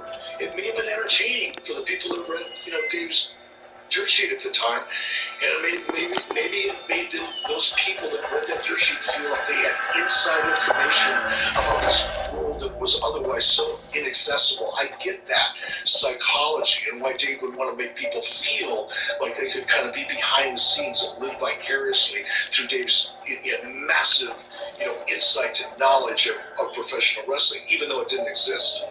I get that. It's how he made his money, but that's, I don't. Let me ask the subject. Why were Scott Hall and Randy Savage not booked on this show? It's the biggest pay-per-view ever. They're two of your biggest stars, and they're not. You can't book, Conrad. You can't. You talk about diluting your talent. And this is something that, let me answer the question first, and I'll go into my logic behind it or lack thereof, based on your own opinions. One of the ways that I really wanted to try to keep talent fresh, let me back this up. I'm going to say it a better way. There's two different ways to kill a talent. Actually three. One, don't use them at all. Give them no exposure. Two, give them bad exposure. Or three, overexpose them. There's three ways you can kill talent. And yes, they're one of our biggest stars, but you can't always put all of your biggest stars on every pay-per-view, in every main event, on every television show, because the audience will get sick of them. I fucking love sushi. I love sushi. If you get me in front of a sushi bar, a good sushi bar, take me to Matsuhisa in New York City. You're a wealthy man, Conrad. I will eat you into oblivion in a good sushi bar. That's how much I love it. Now, if you take me to that same sushi bar, if you and I are in New York for 2 weeks, and every night we go to the same sushi bar, I'm sick of it. No matter how much I love it, if I get too much of it, I get sick of it. And I'll get to the point where I won't even eat sushi again for 6 months. And the same thing is true with talent. You've got to move them around. And I don't remember the specific, rationale for taking them off one pay-per-view and putting them on another. I do know the rationale for this pay-per-view, and this thing was booked perfectly for what it was supposed to achieve.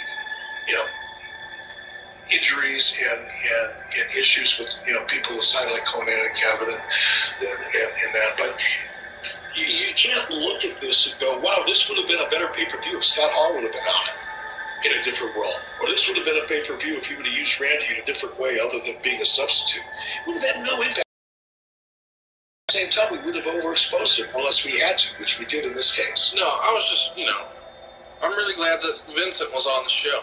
That's all. So let's talk about J.J. Dillon. He comes out and puts all the referees' names into a lottery and pulls out Nick Patrick.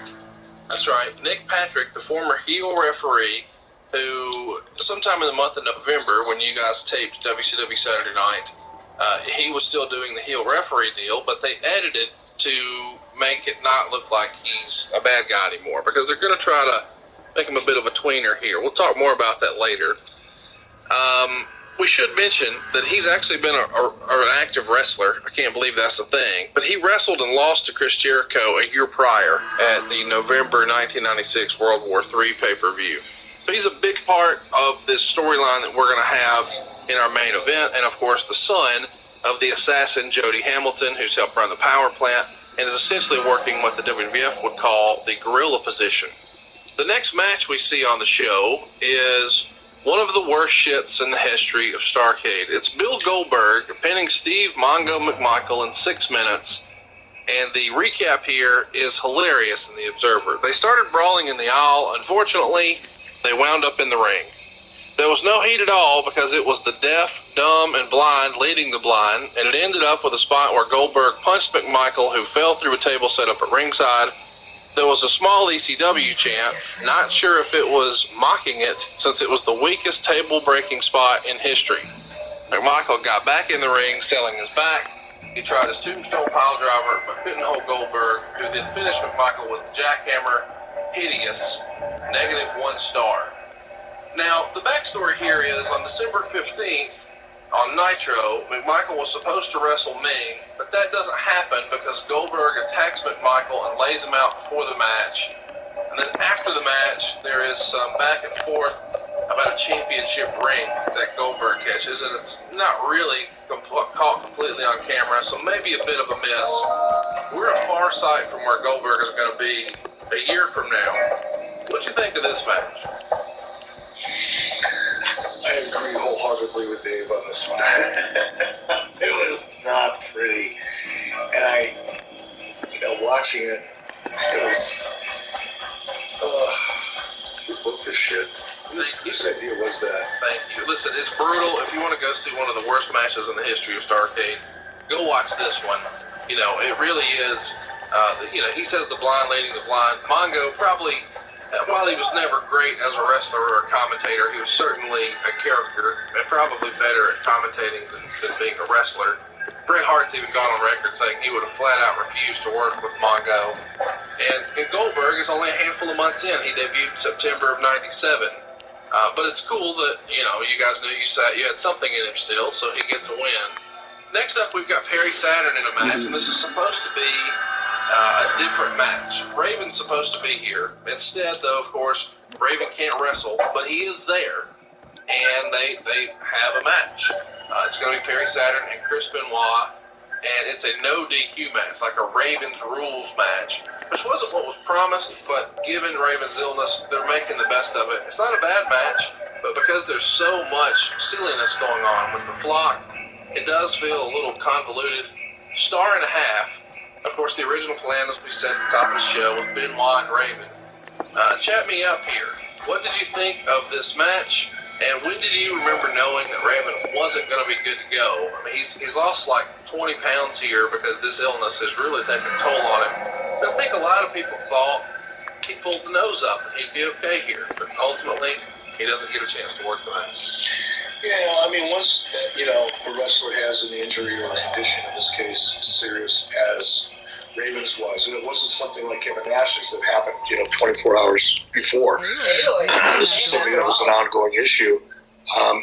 Unless, said talent could provide a doctor's release that would satisfy Turner legal, not WCW legal, but Turner legal. Even if Raven would have wanted to get in the ring, he would have been able to. And he didn't have a doctor's release. He wasn't ready to get in the ring. It would have been dangerous. So, it was what it was. He wasn't playing games. He wasn't conning anybody. He wasn't trying to get a bigger contract. It's not that he didn't want to do the finish. None of the typical, cynical perspectives that sometimes, fans have. This was just a situation. We knew about it, I don't know, 10 days, 10 days in advance, because that's when we would have needed to see a doctor's release or start planning a plan B. So I would say we knew about it at the very least a week in advance. Next up is not the best match we ever saw. Marcus Alexander Bagwell gets a win over Lex Luger, 16 minutes and 36 seconds.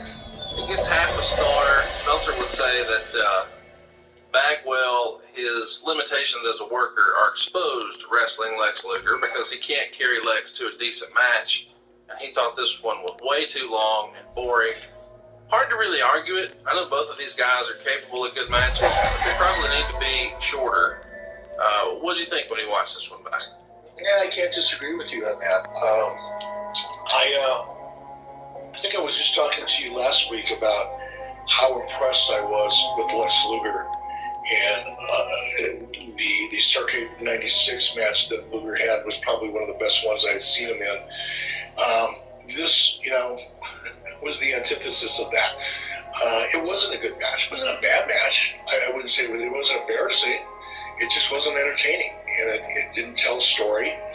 It didn't really lend itself to the direction or the theme or the tone of the pay-per-view because it didn't create enough emotion between Bagwell and Luger.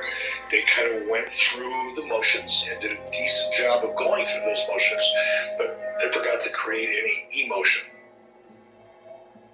Yeah, I wanted to ask, we haven't covered Bagwell in long form here on the show, and God, I hope we never do, but do you think he was a better heel or a white meat baby face? It does feel like at one point there's so many guys in the NWO that he can get a little lost in the shuffle. Did you prefer him as a heel or a baby face? As a heel. Because he's naturally a heel, by the way.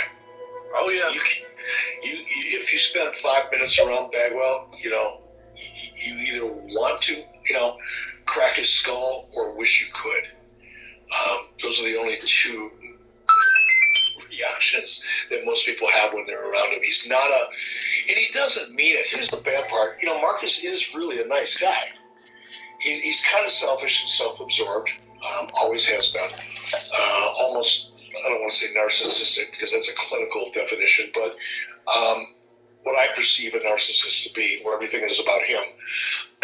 But at the same time, he really is a nice guy.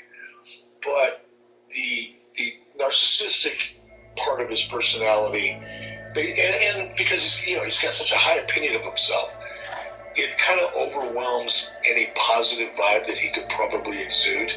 So I don't think he could be a wave me babyface if his life depended on it. He's just a natural heel.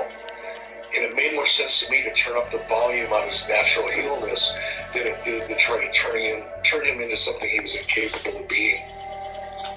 Diamond Dallas Page is out next, and he's going to beat Kurt to win the United States title. Both of the guys work hard, at least that's what Meltzer would say, but the crowd wasn't into it, and the match was just okay. 2 stars. Oh my God! I thought this was a good match. I thought it was the best match on the show. Now, this is the difference between a producer and a dirt sheet writer. Because a dirt sheet writer has never had to create the emotion that he or she likes to write about. They don't understand it. They don't understand what goes into it. They pretend they do, and they understand some of the terminology that's used when those who do know talk about it and lay things out. But they never really have any first-hand real understanding of it. Now, I didn't know you were going to hit me with that, critique of this match. But I will say, and this is the God's truth, I got up early this morning to finish watching this particular pay-per-view, knowing we were going to do this recording early in the day. I was so excited about this match. Now, granted, I'm friends with DDP. The world knows that. We're not tight. I talk to him twice a year, okay? So it's not like I'm so close to him that I'm going to protect him or his legacy. That's not true. I'll bury him whenever it's appropriate. Same with Curt Hennig. I knew Curt Hennig, long before I ever got into professional wrestling. I knew Curt Hennig. We hung around a lot of the same people. That being said, go back. Forget about Dave Meltzer's dirt sheet and whatever. I challenge anybody that's listening to this podcast, and I mean this sincerely, go to WWE Network. If you don't want to watch the whole Starrcade pay-per-view, that's your choice. Go to the WWE Network, look at this match, and you tell me that the crowd was dead. Watch the finish of this match. People are on their fucking feet in the entire arena flashing the Diamond Cutter sign. What in God's name does Dave Meltzer mean by the crowd was not into it? These are words of a fucking moron who writes about something he doesn't understand. And I swear to God, he didn't watch the same match I watched. If he said in his review of this, the crowd really wasn't into it, they worked hard but nobody cared, is the inference. Go back and look at the finish of this match, number one. And then if you really want to be smart to the business, really study how they got to that end. Because like any good movie, it's not so much how the movie starts, it's how it finishes. Act 1 isn't supposed to blow your socks off, by the way. It's supposed to be a lead-in, a look, a glimpse into how the story of a match or a movie or a book or a TV commercial, for Christ's sake, is supposed to end up, right? So go back and watch this match. Watch the first 20 seconds of this match, 30 seconds of this match. Curt Hennig does more to get DDP over and to get that Diamond Cutter over than most people would in 15 minutes. Just go back and look at it. I challenge you. And then tell me what you think on social media. If you have the time to go and look at this match on WWE Network. Because this, to me, was a textbook match. As a producer, Curt Hennig came out, the first thing that he did, because he's a fucking pro, and there was nobody better at what Curt did than Curt Hennig. He came out, and he put over that Diamond Cutter within 15 or 30 seconds. Page made a couple quick moves, went in to get the Diamond Cutter. Curt sold it immediately, like, oh, no way, man. His exact words, I'm too smart for that. You're not going to put me in that thing. He put it over.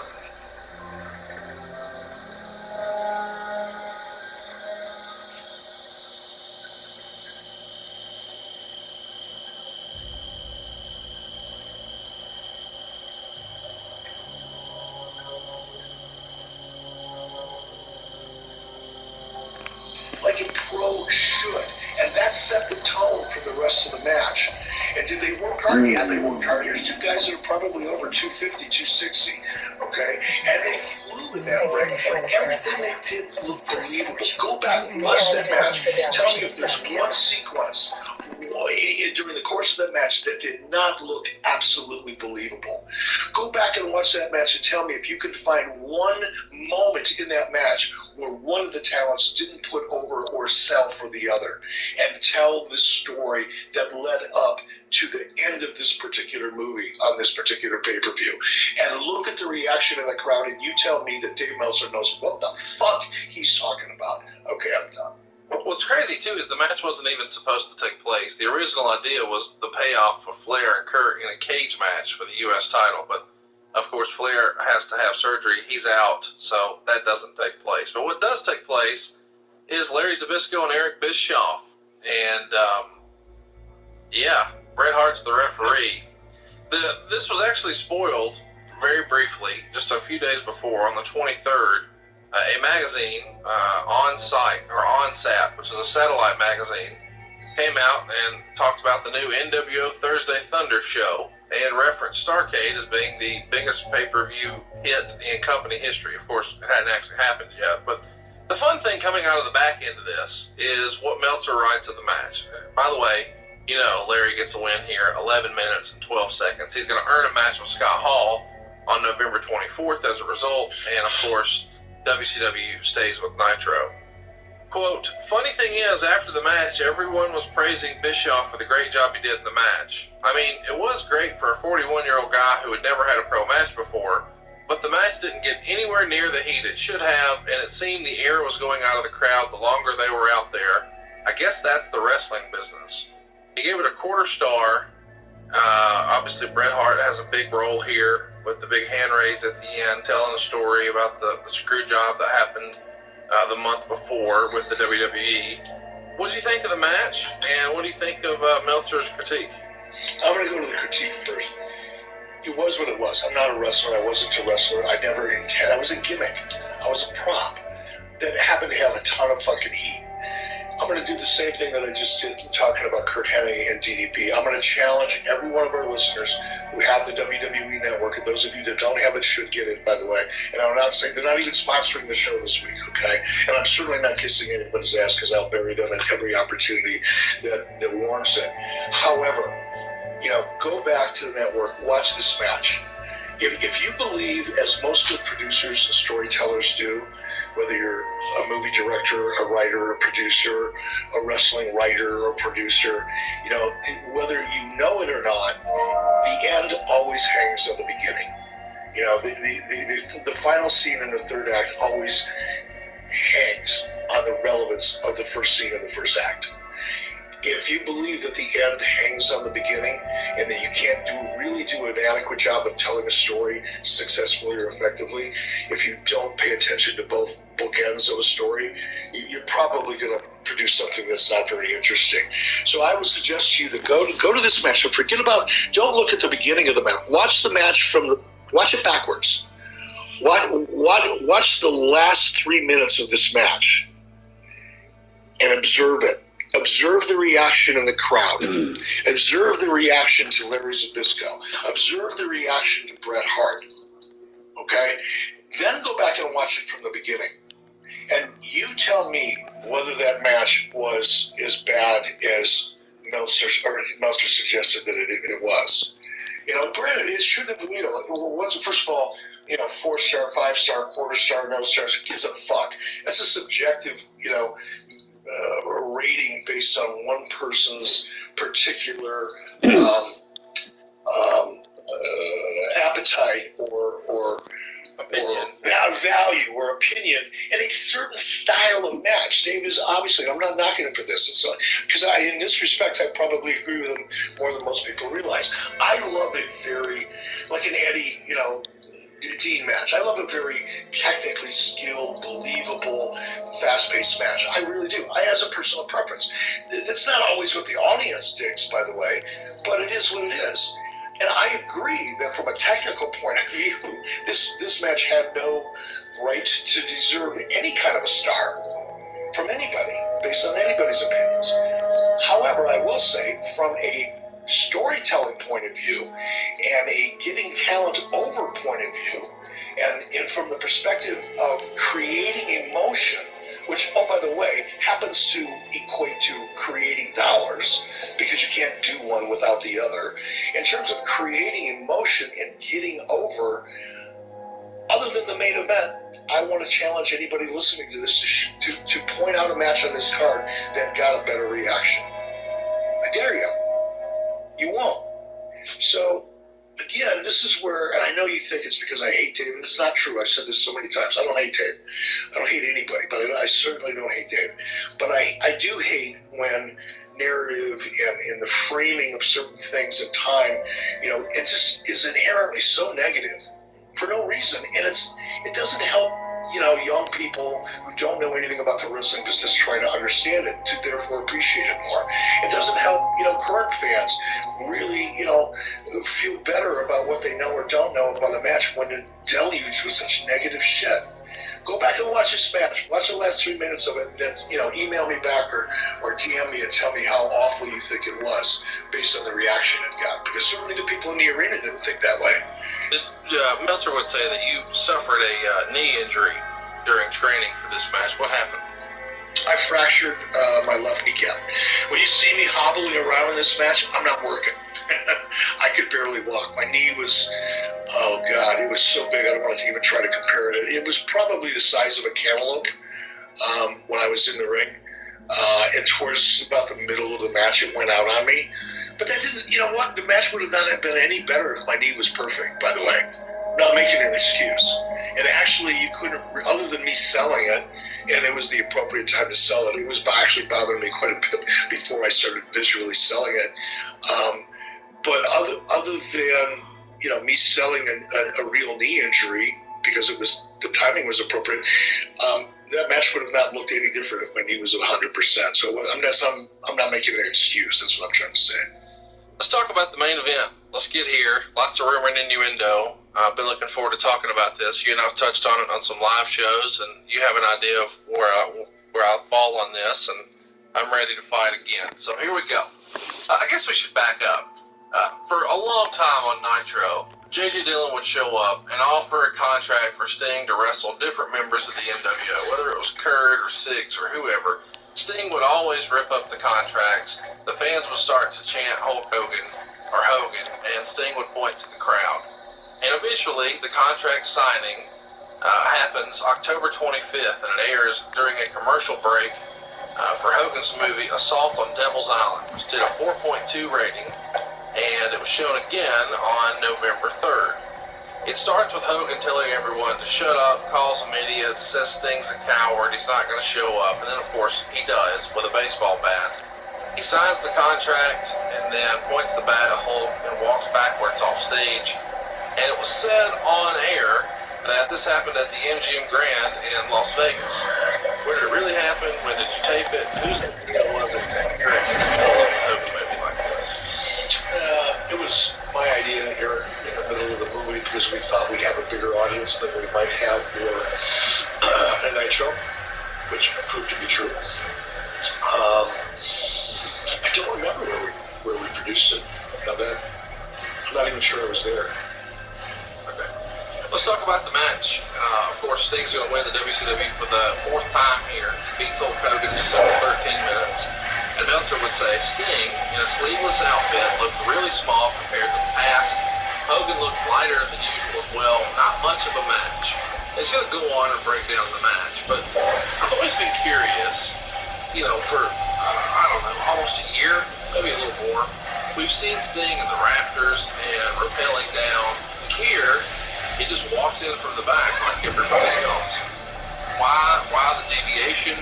Was it the right call? Was it a mistake? It certainly added to his character and the mystique of Sting for him to come down from the rafters. Why change that?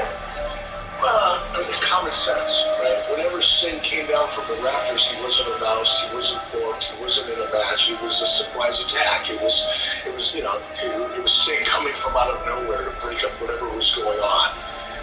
That's an effective use of, the coming from the rafters kind of an entrance. It didn't make any sense for him to come from the rafters on a match at a pay-per-view where he's been previously booked. sense. I mean, I guess you could have done it for the sake of doing it and argue that, well, it's consistent. So, there's an argument for it. And I wouldn't necessarily argue too hard against that. But in the moment, in the context of that time, it really didn't make any sense. To me, it didn't make any sense for him to be in the back. If he's really a loner, why is he in the back sharing a locker room with all the guys? Why is he? He didn't share a locker room. He had his own locker room. He was the loner. We didn't see that. Didn't need to see it. Well, okay. I'm fucking with you. I know you're doing the Bruce Prichard routine. I'm trying to be funny, and I'm not. But arguably, you're right. That's something that could have been done. We could have, hypothetically or in retrospect, we could have possibly enhanced his entrance on that particular pay-per-view by establishing that he still wasn't associated with anybody in WCW. He was still that, crow, distant lone wolf type character. We didn't do that. Do I think, or would you suggest that it would have had any measurable effect on the outcome of this pay-per-view? I don't think so. No, not at all, but, that's what we do. We break down the details here on the show. Let's talk about what Meltzer wrote about the backstory, because, this is really well done, and he has to tip his cap, too. With carefully orchestrated theatrics and regular run-ins as time was running out on Monday night, some segments which were actually botched made Sting the second highest merchandise seller in the business, only behind Steve Austin. All this while never wrestling a match. At first, Sting was supposed to make his triumphant return to the ring in February of '97 at the Cow Palace for Super Brawl, but the gimmick was working so well they decided to hold him out for almost all of 1997, climaxing with his winning the WCW title from Hulk Hogan at Starrcade. It was obvious the gimmick was paying off big. Anticipation for the match reached a level unseen in pro wrestling in this country in many years. The signing of the contract during a break-in of a Hogan movie on TNT drew one of the largest made-for-cable movie ratings in history. It would be a turn of a great phrase to say that 16 months of work was exposed about halfway through Sting's walk down the aisle before he ever got in the ring. The mythical superhero turned human right before the fans' very eyes. Now, that is something that, since you and I have spoken about this very recently on some of our live shows, I did not realize that Meltzer wrote. But I feel like you probably agree, because you and I have argued about this off air quite a bit about why the decision was made to do something. You and I even talked about this way back then. You appeared on the original Ric Flair podcast, and you told the story of how you guys had a meeting the day before you recognized how they Sting, Hogan, and yourself. Catch us up from there. Everybody knows what the finish is going to be. This is the big payoff. Sting's leaving with the title. But then you show up at the building, get everybody together, like,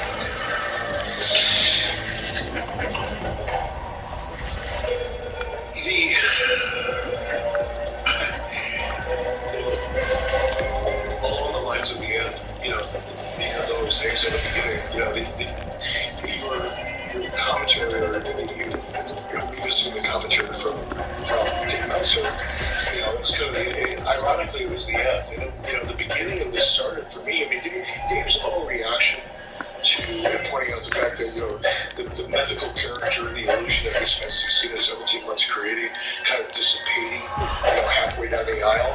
I agree with that, and actually, that's the same way that both Hulk and I felt earlier in the day. There was a massive amount of anticipation on everyone's part. The fans, everybody in WCW, the pay-per-view company. I mean, everybody felt this was going to be a show of shows for WCW at this point. And everybody, I'm not just talking about Hogan, for sure, everybody had worked so hard for 16 or 17 months for this particular moment. All the talent, writers, producers, everyone was staying so. Everybody had worked really hard at getting to this exact moment. So let's go back to where we were today. We got to probably about 11 earlier than I normally would for a pay-per-view. We were on the East Coast. Obviously, the pay-per-view didn't start till I think 8 o'clock at night. Typically, we get to the building about 9 or 1 o'clock.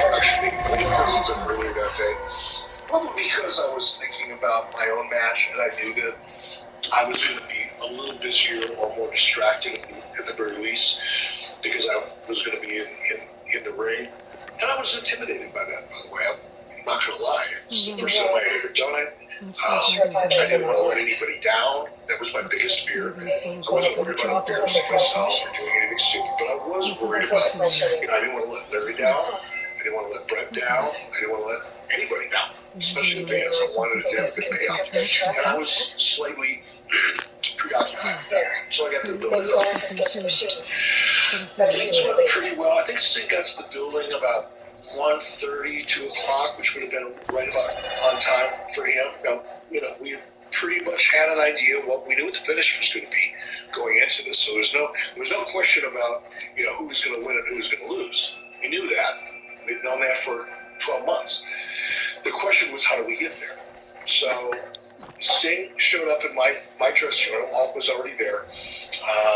And when he walked in, I don't want to over-dramatize this, and I also want to say I'm not going to share everything in this recall, because some of this stuff was personal to Steve Gordon, a.k.a. Sting, and since he's never shared it, it's not up to me to do that. I'm just not going to do it. But I will give you as much information as I can. So Sting walks in, and both Terry and I kind of had the same reaction. We both had a similar reaction, which is, wow, he doesn't look very excited about this. That was before we had one of a conversation about what the finish was going to be or how we were going to get there. Sting, much like Meltzer observed during Sting's workout, Sting had the same lack of energy or presence, I guess is even a better way of saying it. It was almost like he was only half there when he walked in the room.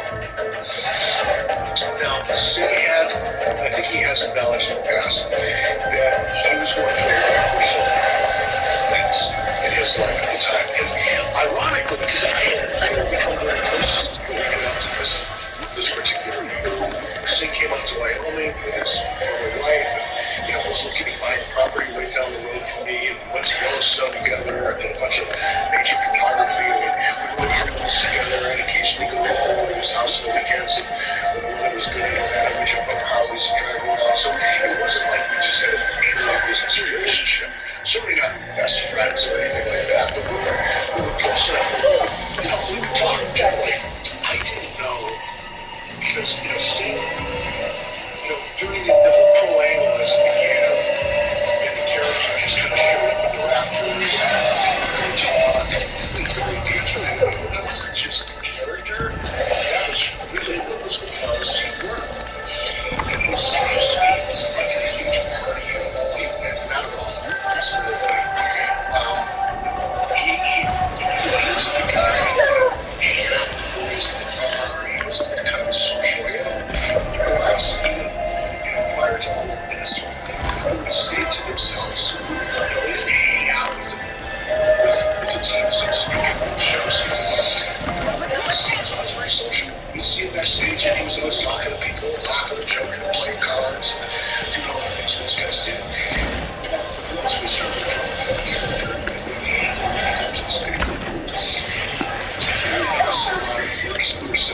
Sting would show up. Working out the issues, wasn't coming promos, wasn't the things that normally would happen during a show. He would simply show up.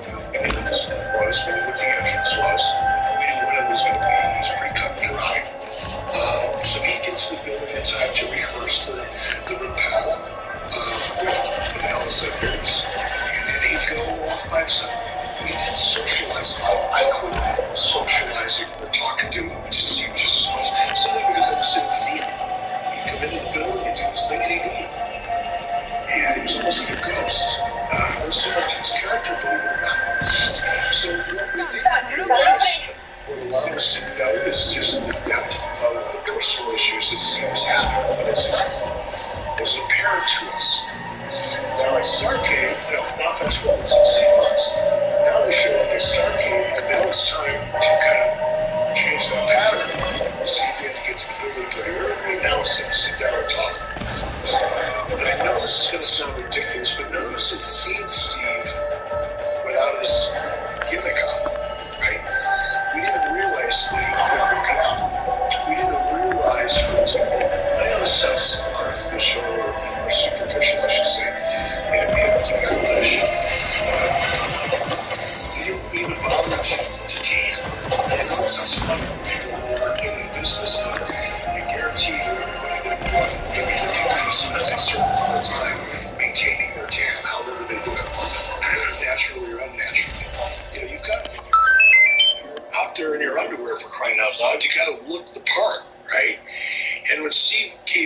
he was substantially smaller. He obviously had not been to the gym. Agreeing with the point that Dave made that he noticed during the walkout. We noticed when Steve walked into our room. He'd obviously not been to the gym. There was no preparation, physically on Steve's part. He hadn't even bothered to spend 20 minutes getting a spray tan, for crying out loud. So, and Hulk and I talked about it after the fact, long after the fact. Certainly not in that moment. But I think we both recognized the same thing, that this guy that just walked into the room, Steve Borden, is a shell of the Steve Borden that we thought we were going to see. And it was almost shocking in a way. Well, that's not saying he was emaciated, run down, looked like a wino. That's not true either. But what we expected, given the magnitude of what we had built and where we knew we were going to go and what we were planning on doing, we expected somebody to come in to that room ready to play at the very highest level. And what we saw was the same thing that Dave Meltzer saw. So, the original plan, tell us what the original plan for the finish was and why you thought it needed to, you explained why it needed to pivot, but what the pivot was and who suggested it. This is going to piss a lot of people off. The original finish was saying was going to go over. How he was going to go over, that wasn't my deal. I didn't ever get involved, even at this point, in the finish. It just wasn't my strength. I can't emphasize that enough. And rather than engaging myself and involving myself in things that I knew I didn't really know enough about, I let the talent have a lot of say, especially somebody like Steve and Hulk Hogan, who on our roster of talent, I'm talking about wrestlers, but in terms of producers, bookers, whatever you want to call them, agents, better than to figure out a great finish for that particular match than the two guys involved, right? In normal circumstances, that would have been easy to do. This was not a normal circumstance. We knew what the finish was that we wanted before we got to the building, before we got on the plane. We knew about it months in advance. We knew we wanted Singh to go over. How we went over, he had to go over strong. He had to end the story exactly the way the audience wanted it to end, at the highest note possible. That was the finish going in.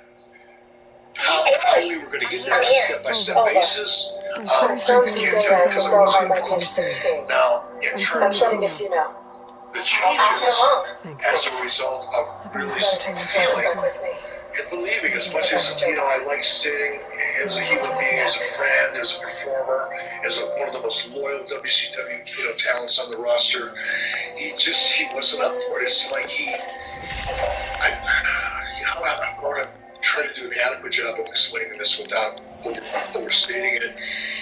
It's almost like he didn't believe it was actually going to happen long before he got to months ago. Maybe when the whole angle first started, I'm not saying he felt this way, I'm saying this is the impression that I had, I'll speak for myself. The impression I had is that this whole big build-up, he never believed it was really going to happen. He believed he was going to get screwed out of an opportunity, and he quit 6 months before this event. He quit caring. He quit taking care of himself. He quit preparing. He showed up with no energy, no anticipation, with no enthusiasm. It was just like, okay, you guys are going to fuck me, so let's get it over with. That was the vibe that I got. I don't think he really felt that way, but that was the vibe he was giving off. And as a result of that, we probably went through 5 or 6 different, alternatives and options, maybe more, because we didn't want to trouble. Terry, after we talked, Terry and myself, went through it. It was okay. Let's reconvene in an hour. Let's think about where we're at. Let's think about what we've talked about so far, and then we'll come back and pick it up again in an hour. Because sometimes you just got to let this stuff kind of set in and start to visualize it and make sense out of it. And after Steve walked out the door, Terry and I looked at each other, and Terry said, brother, he's not ready. He's not into this. And I agreed with him. Not because he was all coded, and as Dave Meltzer or any other dirt sheet writer probably would have wanted to write at the time. And I was letting Hulk Hogan run the company. It wasn't it. It just wasn't it. And as evidence, not that I'll ever use Dave Meltzer to sponsor had was to see if I could be here. I was like, dude, we spent an entire, almost a year and a half building this thing. We've sacrificed, I didn't mean sacrifice, but we've used so many great characters along the way to escalate this arc and to make sure that it builds appropriately. We maintain momentum. We've done something that had never really been done before in recent wrestling history, and it hasn't been done yet, by the way, which is, creating a story at the very beginning and building it over the course of 17 or 18 months. And not only doing it, but doing it as well as we did. Almost flawless, arguably, to be honest about it. So to get to that moment and to feel before we even had lunch, like the air was out of the bag, was very disappointing for everybody. I'm sure it was disappointing for Steve. I know it was disappointing for Terry. I know I was disappointed, and I know everybody that tried to had to figure out how to solve this problem was bringing the right resources. Isn't that kind of crossing the line, killing children? I mean, it's like, it seems like, and it just getting Arthur is his name. It's just started getting Arthur more and more pissed off. You can see the dour look on his face expanding. Even the way they shot him, how they got closer in on his face. And I like I said earlier on the John Campy show, I love his craggly. But it's your show. Well, we're not done with night one of WrestleMania. Oh, well, that was the main event, but that wasn't the last thing. Because the last thing was a talk show. The KO show. I mean, this is what people were waiting for, and they were chanting Austin before Owens even said a word, but he comes out in the, meager little set in the ring, the KO show, the signs, and etc. And he did a good promo to start this thing out because Owens can talk. He doesn't sound like he's reciting lines or had a script memorized or somebody told him to say these things. He sounds like he's coming up with it off the top of his head, and just with the little asides and inflections that he puts in, and the way he sometimes, I got an idea, just it's natural. And he ranted at the Texans. He apologized for telling the truth about their pathetic state. And then he ran Austin down, said he was going to pour beer down his throat. There was nothing Austin was going to be able to do about it. And the music, the glass breaks and hits and interrupts him, and the babies come in the air. And here comes Austin. And he looks basically the same. He was bald, so it doesn't matter if he lost his hair because nobody would know. He's the same weight. His arms look good. He looks like Stone Cold Steve Austin. If you get a close-up in high def, you can tell he's got a little more age on his face. And he obviously doesn't move like he did 25 years ago, but it looks like Austin. And they loved it. And after he did the both ends of the stage thing, he goes back, and he's gone for a while, and he comes back out riding the ATV and circled the ring, and they're chanting and blah, blah, blah. And we knew that they were going to come to some kind of physicality. And let me ask you this before we even get into it. Do you think in hindsight, because if they didn't advertise this as a match, it's probably because Austin didn't want him to, because he didn't want to take the chance on advertising a Steve Austin match and not being able to deliver it. I would think that would be the only reason why they didn't advertise that this was going to be a match. But then he got out there and did it. Should they have called this a match from the start? Would anybody have been upset if they had advertised this as a match through and through and they did the same thing? What we had originally heard was there was going to be a match, and then we heard that Austin thought better of it and that we were going to get this interview segment. The build-up has been atrocious, despite some good promos from Kevin Owens.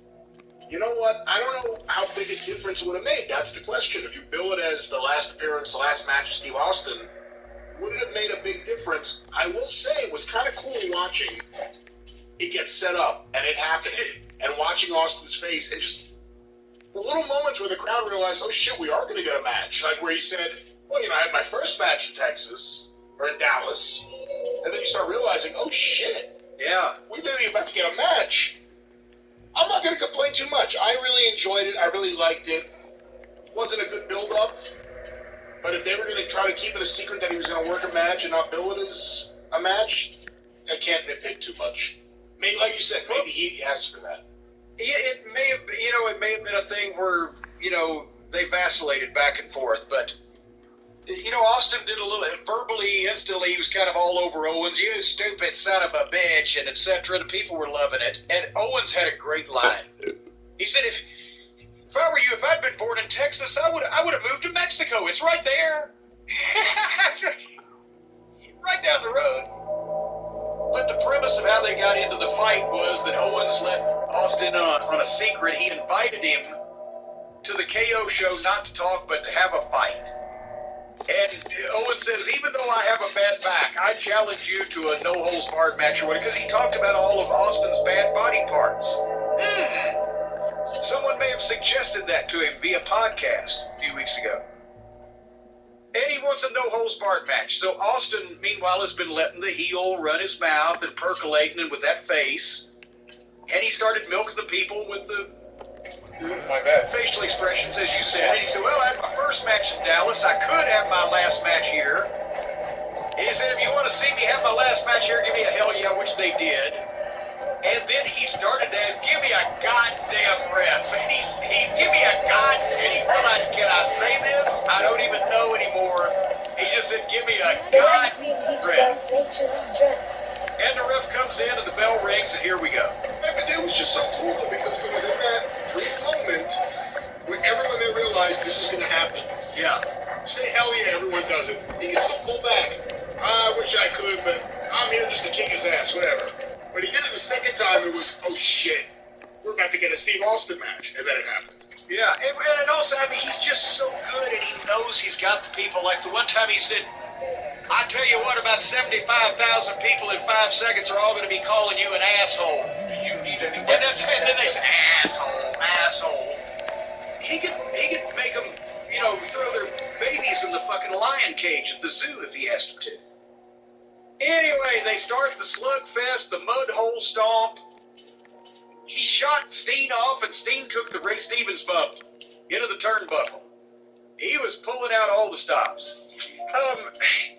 Let's face it, Steve he wasn't getting his legs up as high, he wasn't getting as much force in the stomps, and he wasn't moving like he used to, but that was, again, 20 years ago. And I've said before, he was so over the mud hole stomp spot, they looked like shit 25 years ago. But he was so over, nobody could see it. It was snow blindness. It was mass hypnosis. He could do no wrong. Now that they're getting a chance to see him like that and hadn't seen him in so long, he could have done he could have been in a fucking iron lung, as Chief J. Strongbow would have said. They still wouldn't have been able to see it because it's awesome. So, and then, by the way, did you notice, unless I am mistaken, unless I had skipped through something and didn't see it, when Owens posted Austin and started getting some heat on him and pulled a table out from under the ring, was that the first table of this show? You know what? I didn't even think of it. It may have been. You may be right. Uh-huh. And guess what? Stone Cold threw Kevin Owens through the fucking table. And again, because he is a major star and knows exactly how this business works, I guarantee you that Steen is the one who suggested that they do that spot, and then Austin went to all the producers and said, hey, nobody else use a table, we're using a table, and we're the main event. That's what you're supposed to do. So anyway, then they fight out into the crowd over the railing. Brian, was that the first time on the show that anybody had gone over the railing out into the crowd and had a big fight? I believe so. Wow, it's amazing how this works. Because now people are going crazy. Oh shit, they're out in the crowd. Not, hey, they did that 3 minutes ago. Owens suplexed Austin on the floor. I wouldn't have taken that if I was a retired multimillionaire movie star, but it's Austin. Big slugfest back to ringside. Austin slams Owens off the barricade onto the desk. That was a fucking hell of a bump. Drank some more beer, beat up Owens on the desk, spit beer on him. Owens gets away and gets on the ATV and can't figure out how to start it, which is classic. And also, I don't know whether they have a lot of ATVs in Canada. I wouldn't know how to start one up. But Austin jumps on his back and starts it up and drives Owen to the stage and beats him up on the stage and suplexes him on a stage. And then takes him to the other end and suplexes him there so all the people on the other side of the stadium can see it. And then throws him down the ramp. And if Owens is a combination of a human ping pong ball and a super ball, one of those rubber ones that, boom, it bounces twice as high as when you dropped it. This is his moment. And then finally, Owens hits a stunner and gets a 2 count, just to give him a little more jeopardy there. He gets the chair, he swings, he hits the top rope when Austin ducks, bam bam, the old bam bam spot. I first saw that 40 years ago. This was one of the better ones I've ever seen. He fucking nailed it. And as soon as the chair bounces off Owens' fucking head, Austin's there with the stunner, boom, 1, 2, 3. And that's what they came to see. And then they had the beer bash, and then a second stunner, and then more beer, and he called the announcer, Byron Allen, in, gave him a stunner, had a beer with his brother. Austin is evergreen. He can do anything he wants. He's bulletproof. They love it. Whatever. Bring his brother in, bring his dog, whatever the fuck. So that was the way to go home, don't you think, on the first night? I thought there were so many good matches. I shouldn't say so many good matches. There were really good matches on night one. There were some great moments. And the Steve Austin interview segment into the match was incredible. You didn't know you were going to get a match. Even if you were someone who thought you were a few weeks ago, the best is you had a sneaky suspicion maybe it could happen. And then it happened. And he didn't embarrass himself at all. He was great. The kicks looked like shit. They really did. They really looked like shit. But beyond that, it was Steve Austin. And it was the perfect way to end night one. And it was one of the better WrestleMania. Night one itself was one of the better WrestleManias in recent memory. Well, yeah, the Miz and Logan Paul match was good because of Logan Paul and everybody, but Logan Paul was the standout. Lynch and Belair was that the best women's match I've seen in quite a while? Probably. Cody and Seth, to me, was the match of the night. Austin's business was that was the money. That was the pro wrestling angle match segment of the night that everybody wanted to see. The best in-ring match, I thought, was Seth and Cody, which, again, is, when you look at the lineup, is not much of a surprise. But what may be a surprise, Becky and Bianca weren't too far behind. And then I wasn't as hard on Rousey and Charlotte as you were, because I went in with lowered expectations based on what we've seen Ronda doing, but people wanted to see it. So, but overall, like I said, best match, Cody Seth. Best segment of pro wrestling, Austin and Owens for night one. I go with Becky and Bianca being the best match, Cody and Seth being the second best, and really, really good. I thought Cody Rhodes had a really special night. And the Austin thing was just fantastic. You saw Steve Austin. I mean, we've seen him pop up and do different things, like give Jonathan Coachman a stunner and different things throughout the years. This was classic Austin now, and it was really cool to see. And, you know, part of the problem, I think, and especially on the second night, I started getting this. Everybody that the people really wanted to see are no longer regularly active, if active at all. The biggest stars, the people they wanted to see, the people they got the biggest kick out of, Vince, Undertaker, Austin,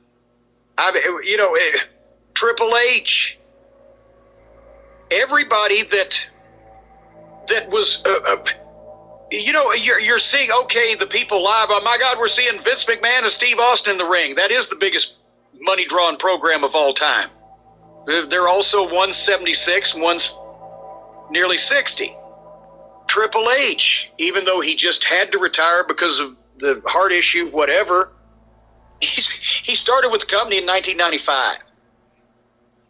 Undertaker, the Hall of Fame, the retirement, blah, blah, blah. And then they wanted to see Brock, who's part-time, and really Roman Reigns and potentially Rousey while it lasts, because are the only big-time mainstream names that are there regularly, right?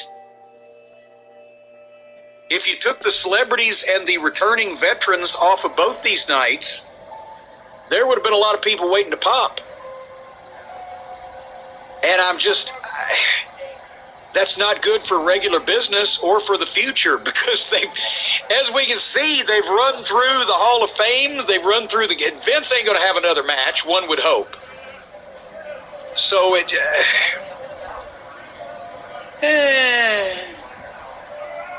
am at your disposal, ancestor.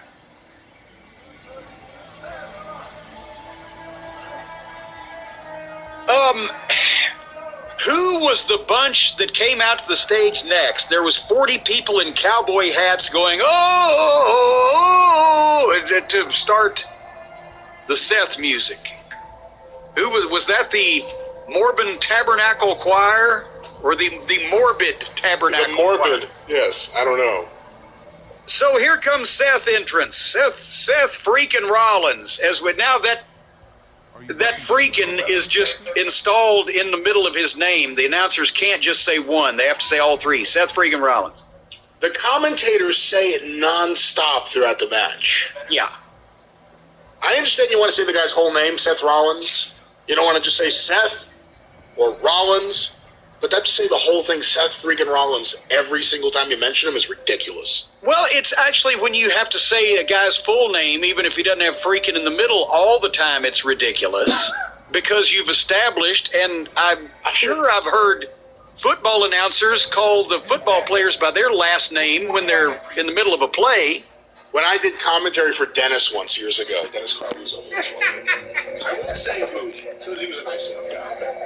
I did commentary with someone, and every single time he handed it over to me or said something to me, it was Brian Last. Hey, Brian Last, what do you think of this power slam there, Brian Last? And I didn't have the guts to say, or I didn't have the heart to say, please don't do that. But heart, guts, spleen, kidneys.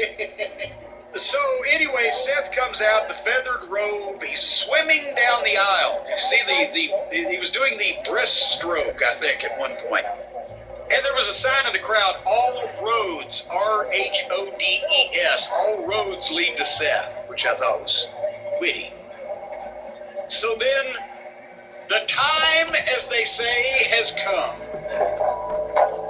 Music drops, dramatic pause, milking, more milking, pyro, blackout, wide shot. What did the voice say that they played in the arena right before the music hit? I heard his voice say something. I could not tell what the something was. I don't know either. I thought maybe he said something about WrestleMania. And I thought it was Cody, but I wasn't even certain of that.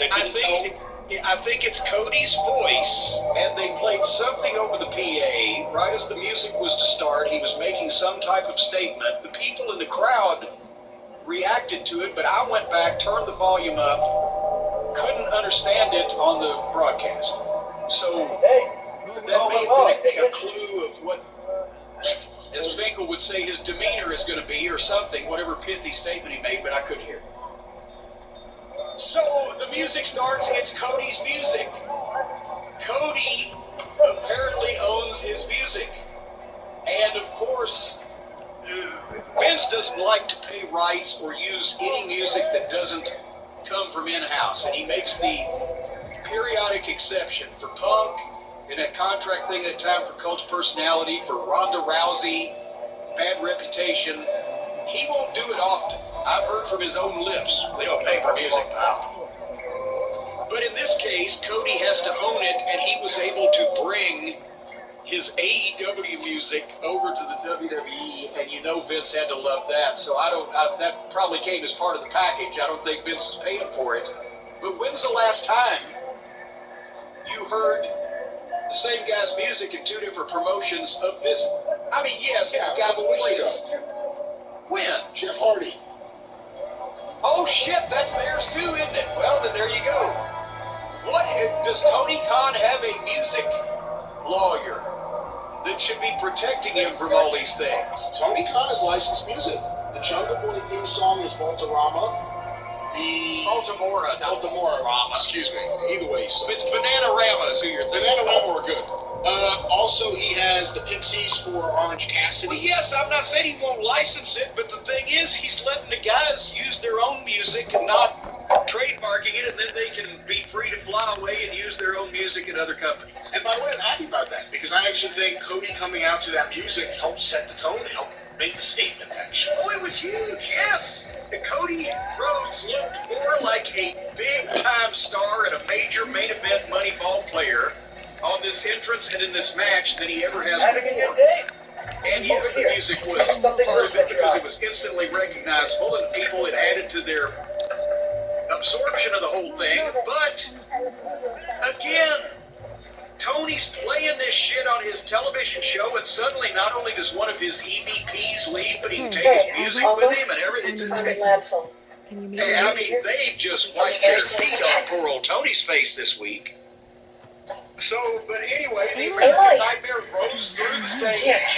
It's the same thing, but it's a huge crowd, and it's a new coat of paint, and it's in a different environment. Remember, we talked about this. Even right over there. Kevin Nash, Diesel was the lowest drawing WWF champion in WWF history up to that point in time, 1995. He goes to WCW. It's a new environment, and they think it's part of an invasion, and he's one of the biggest stars in business.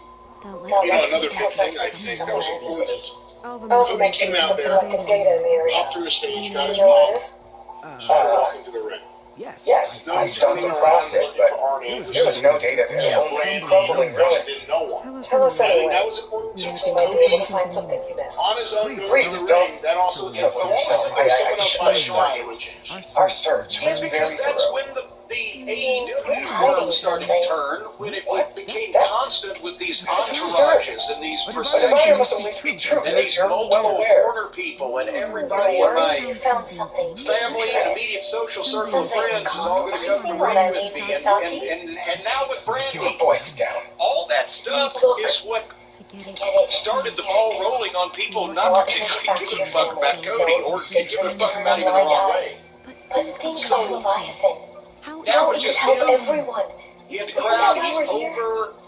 Don't Huge let pop. me deny us Big that. walk down. The announcer saying from undesirable to undeniable. The facility's just south of here along the I shore. think this This may have a way to been fix Leviathan's his shrouded entire damages. motive, his plan for the last 6 years. I'm going to go somewhere and make Vince McMahon sorry that he didn't see what I see in me, and he didn't put the title on my dead in the garden. I think that's a large part of it.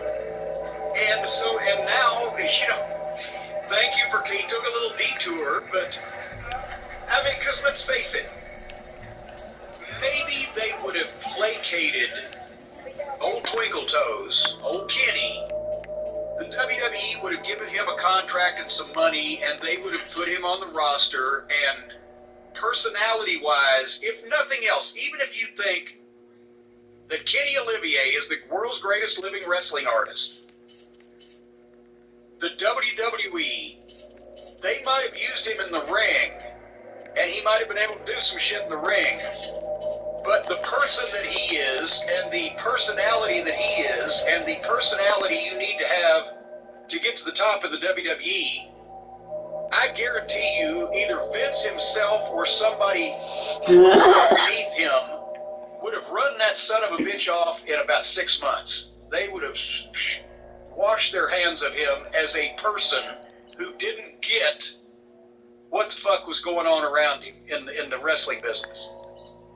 And the Hartley Boys, I'm sure they would have been willing to give them money too if they made an offer to them, as they claim, when AEW was still in the imagining stages and the formative stages, just to get them to not go there. But do you think that in any way, shape, or form, either one of the Cucamonga kids would have been featured on top or allowed to do any of the horse shit that they do working for Vince McMahon.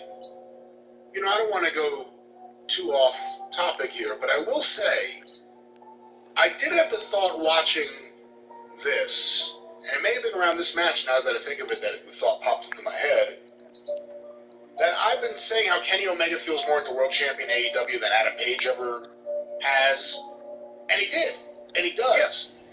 And I don't think he would have fit into this at all. Cody, you see him in there with Rollins right away. It was a different Cody than we saw in the entire run of AEW, I felt. And I don't know if Omega fits into this system. And he would probably say, you know, he doesn't fit into the system. I don't think he fits into that system at all.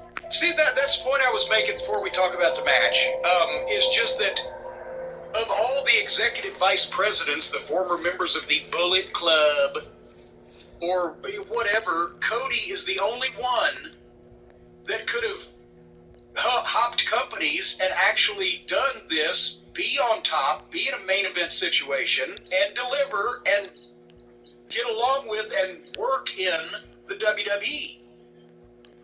Harpo, old Twinkle Toes, old Kenny, he couldn't do it because one side or the other would have been in a mental meltdown over what the fuck's the matter with this fucking guy from the office side, or Kenny may very well have braided his hair and wrapped it around his neck from having to deal with them because he's off on his own planet, so that would not have been personality-wise. And with the Bucks, no, they would never be featured on top in this company or be allowed to do any of that shit. And they knew it. That's why they didn't take the offer, and that's why they didn't go. I've got something to tell you. And they knew the offer was just to keep them from being involved in a startup company, and that was never going to be offered again. But, you know, no, Cody's the only one of that group that could actually come here and do this and be a star. And that's what he did, and that's why the others are probably pissed at him now. And that's why If someone in Arrowhead the is kids are looking for you, champion, changing their Twitter goes by the name profiles of Moralo. to Sounded like knock he had something Cody. important to discuss. What do the kids call it? Passive aggressive? When you're too much of a pussy to just come out and tell somebody what you think of them, and you do it on the sly and behind people's back, that's called passive aggressive. That's what now the Hartley boys are doing to Cody, because he's in the big time and they're not, and people are starting to see through them. Well, that's their game too. I don't want to go too off, but you know, Shawn Michaels was a to-your-face dickhead. With them, it's a passive-aggressive shit. I've experienced it and I've talked about it. Maybe not openly, that it's a real thing, but anyway, another topic for another time. Alrighty, so this match, two smooth veterans doing wrestling, back and forth.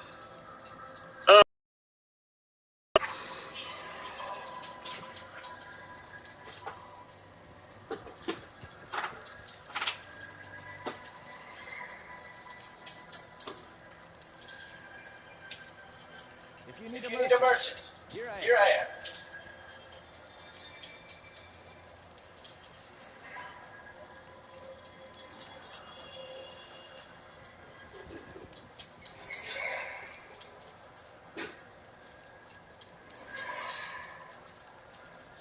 No nonsense, just trade.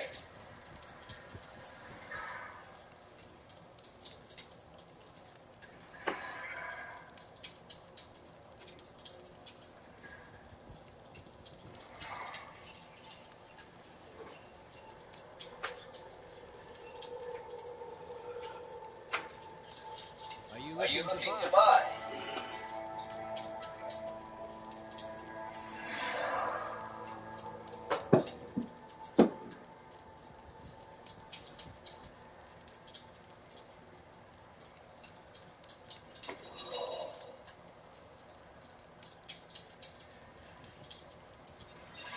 If you walk by, you'll miss out on a good trade.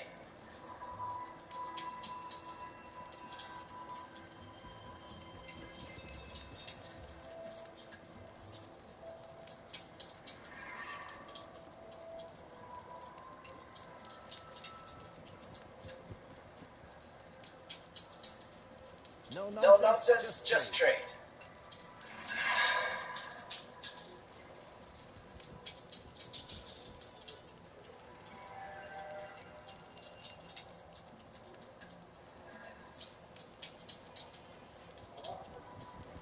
Yeah.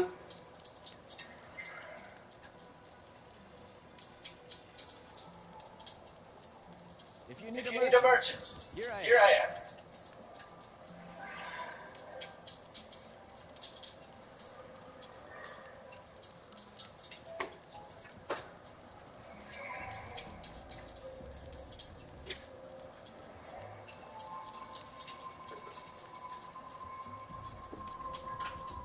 Take a Take look, a look or move or on. move on.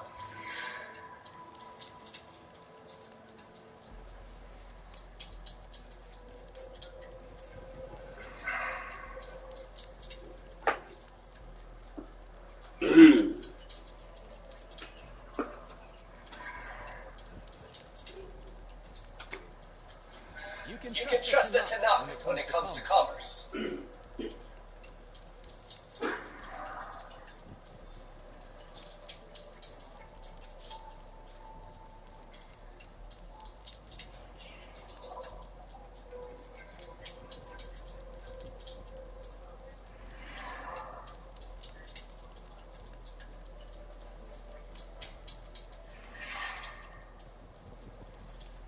Are you Are you looking to looking buy? to buy?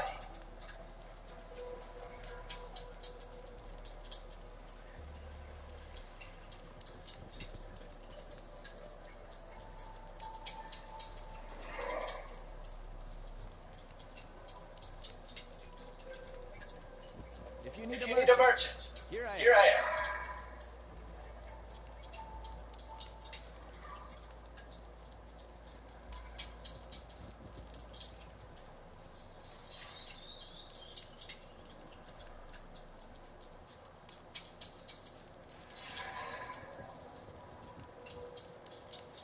If you If you walk walk by, by, you'll you'll miss miss out out on on a a good good trade. trade.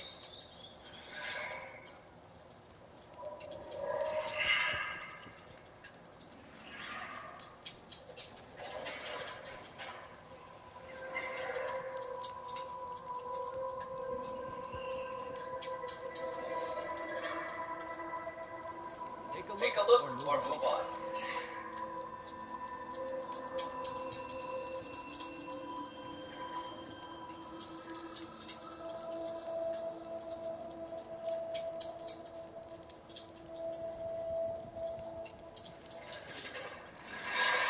You can You can trust the trust the Tanakh when Tanakh it when comes it to comes to commerce. commerce.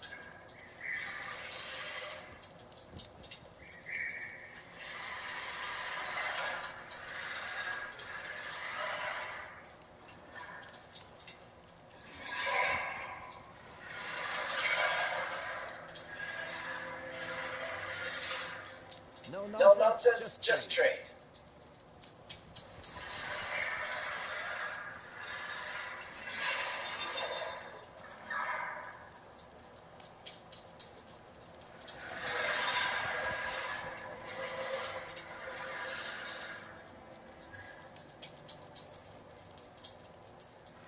You can You can trust the trust the Tanakh when it Tanakh when comes it to comes to commerce. commerce.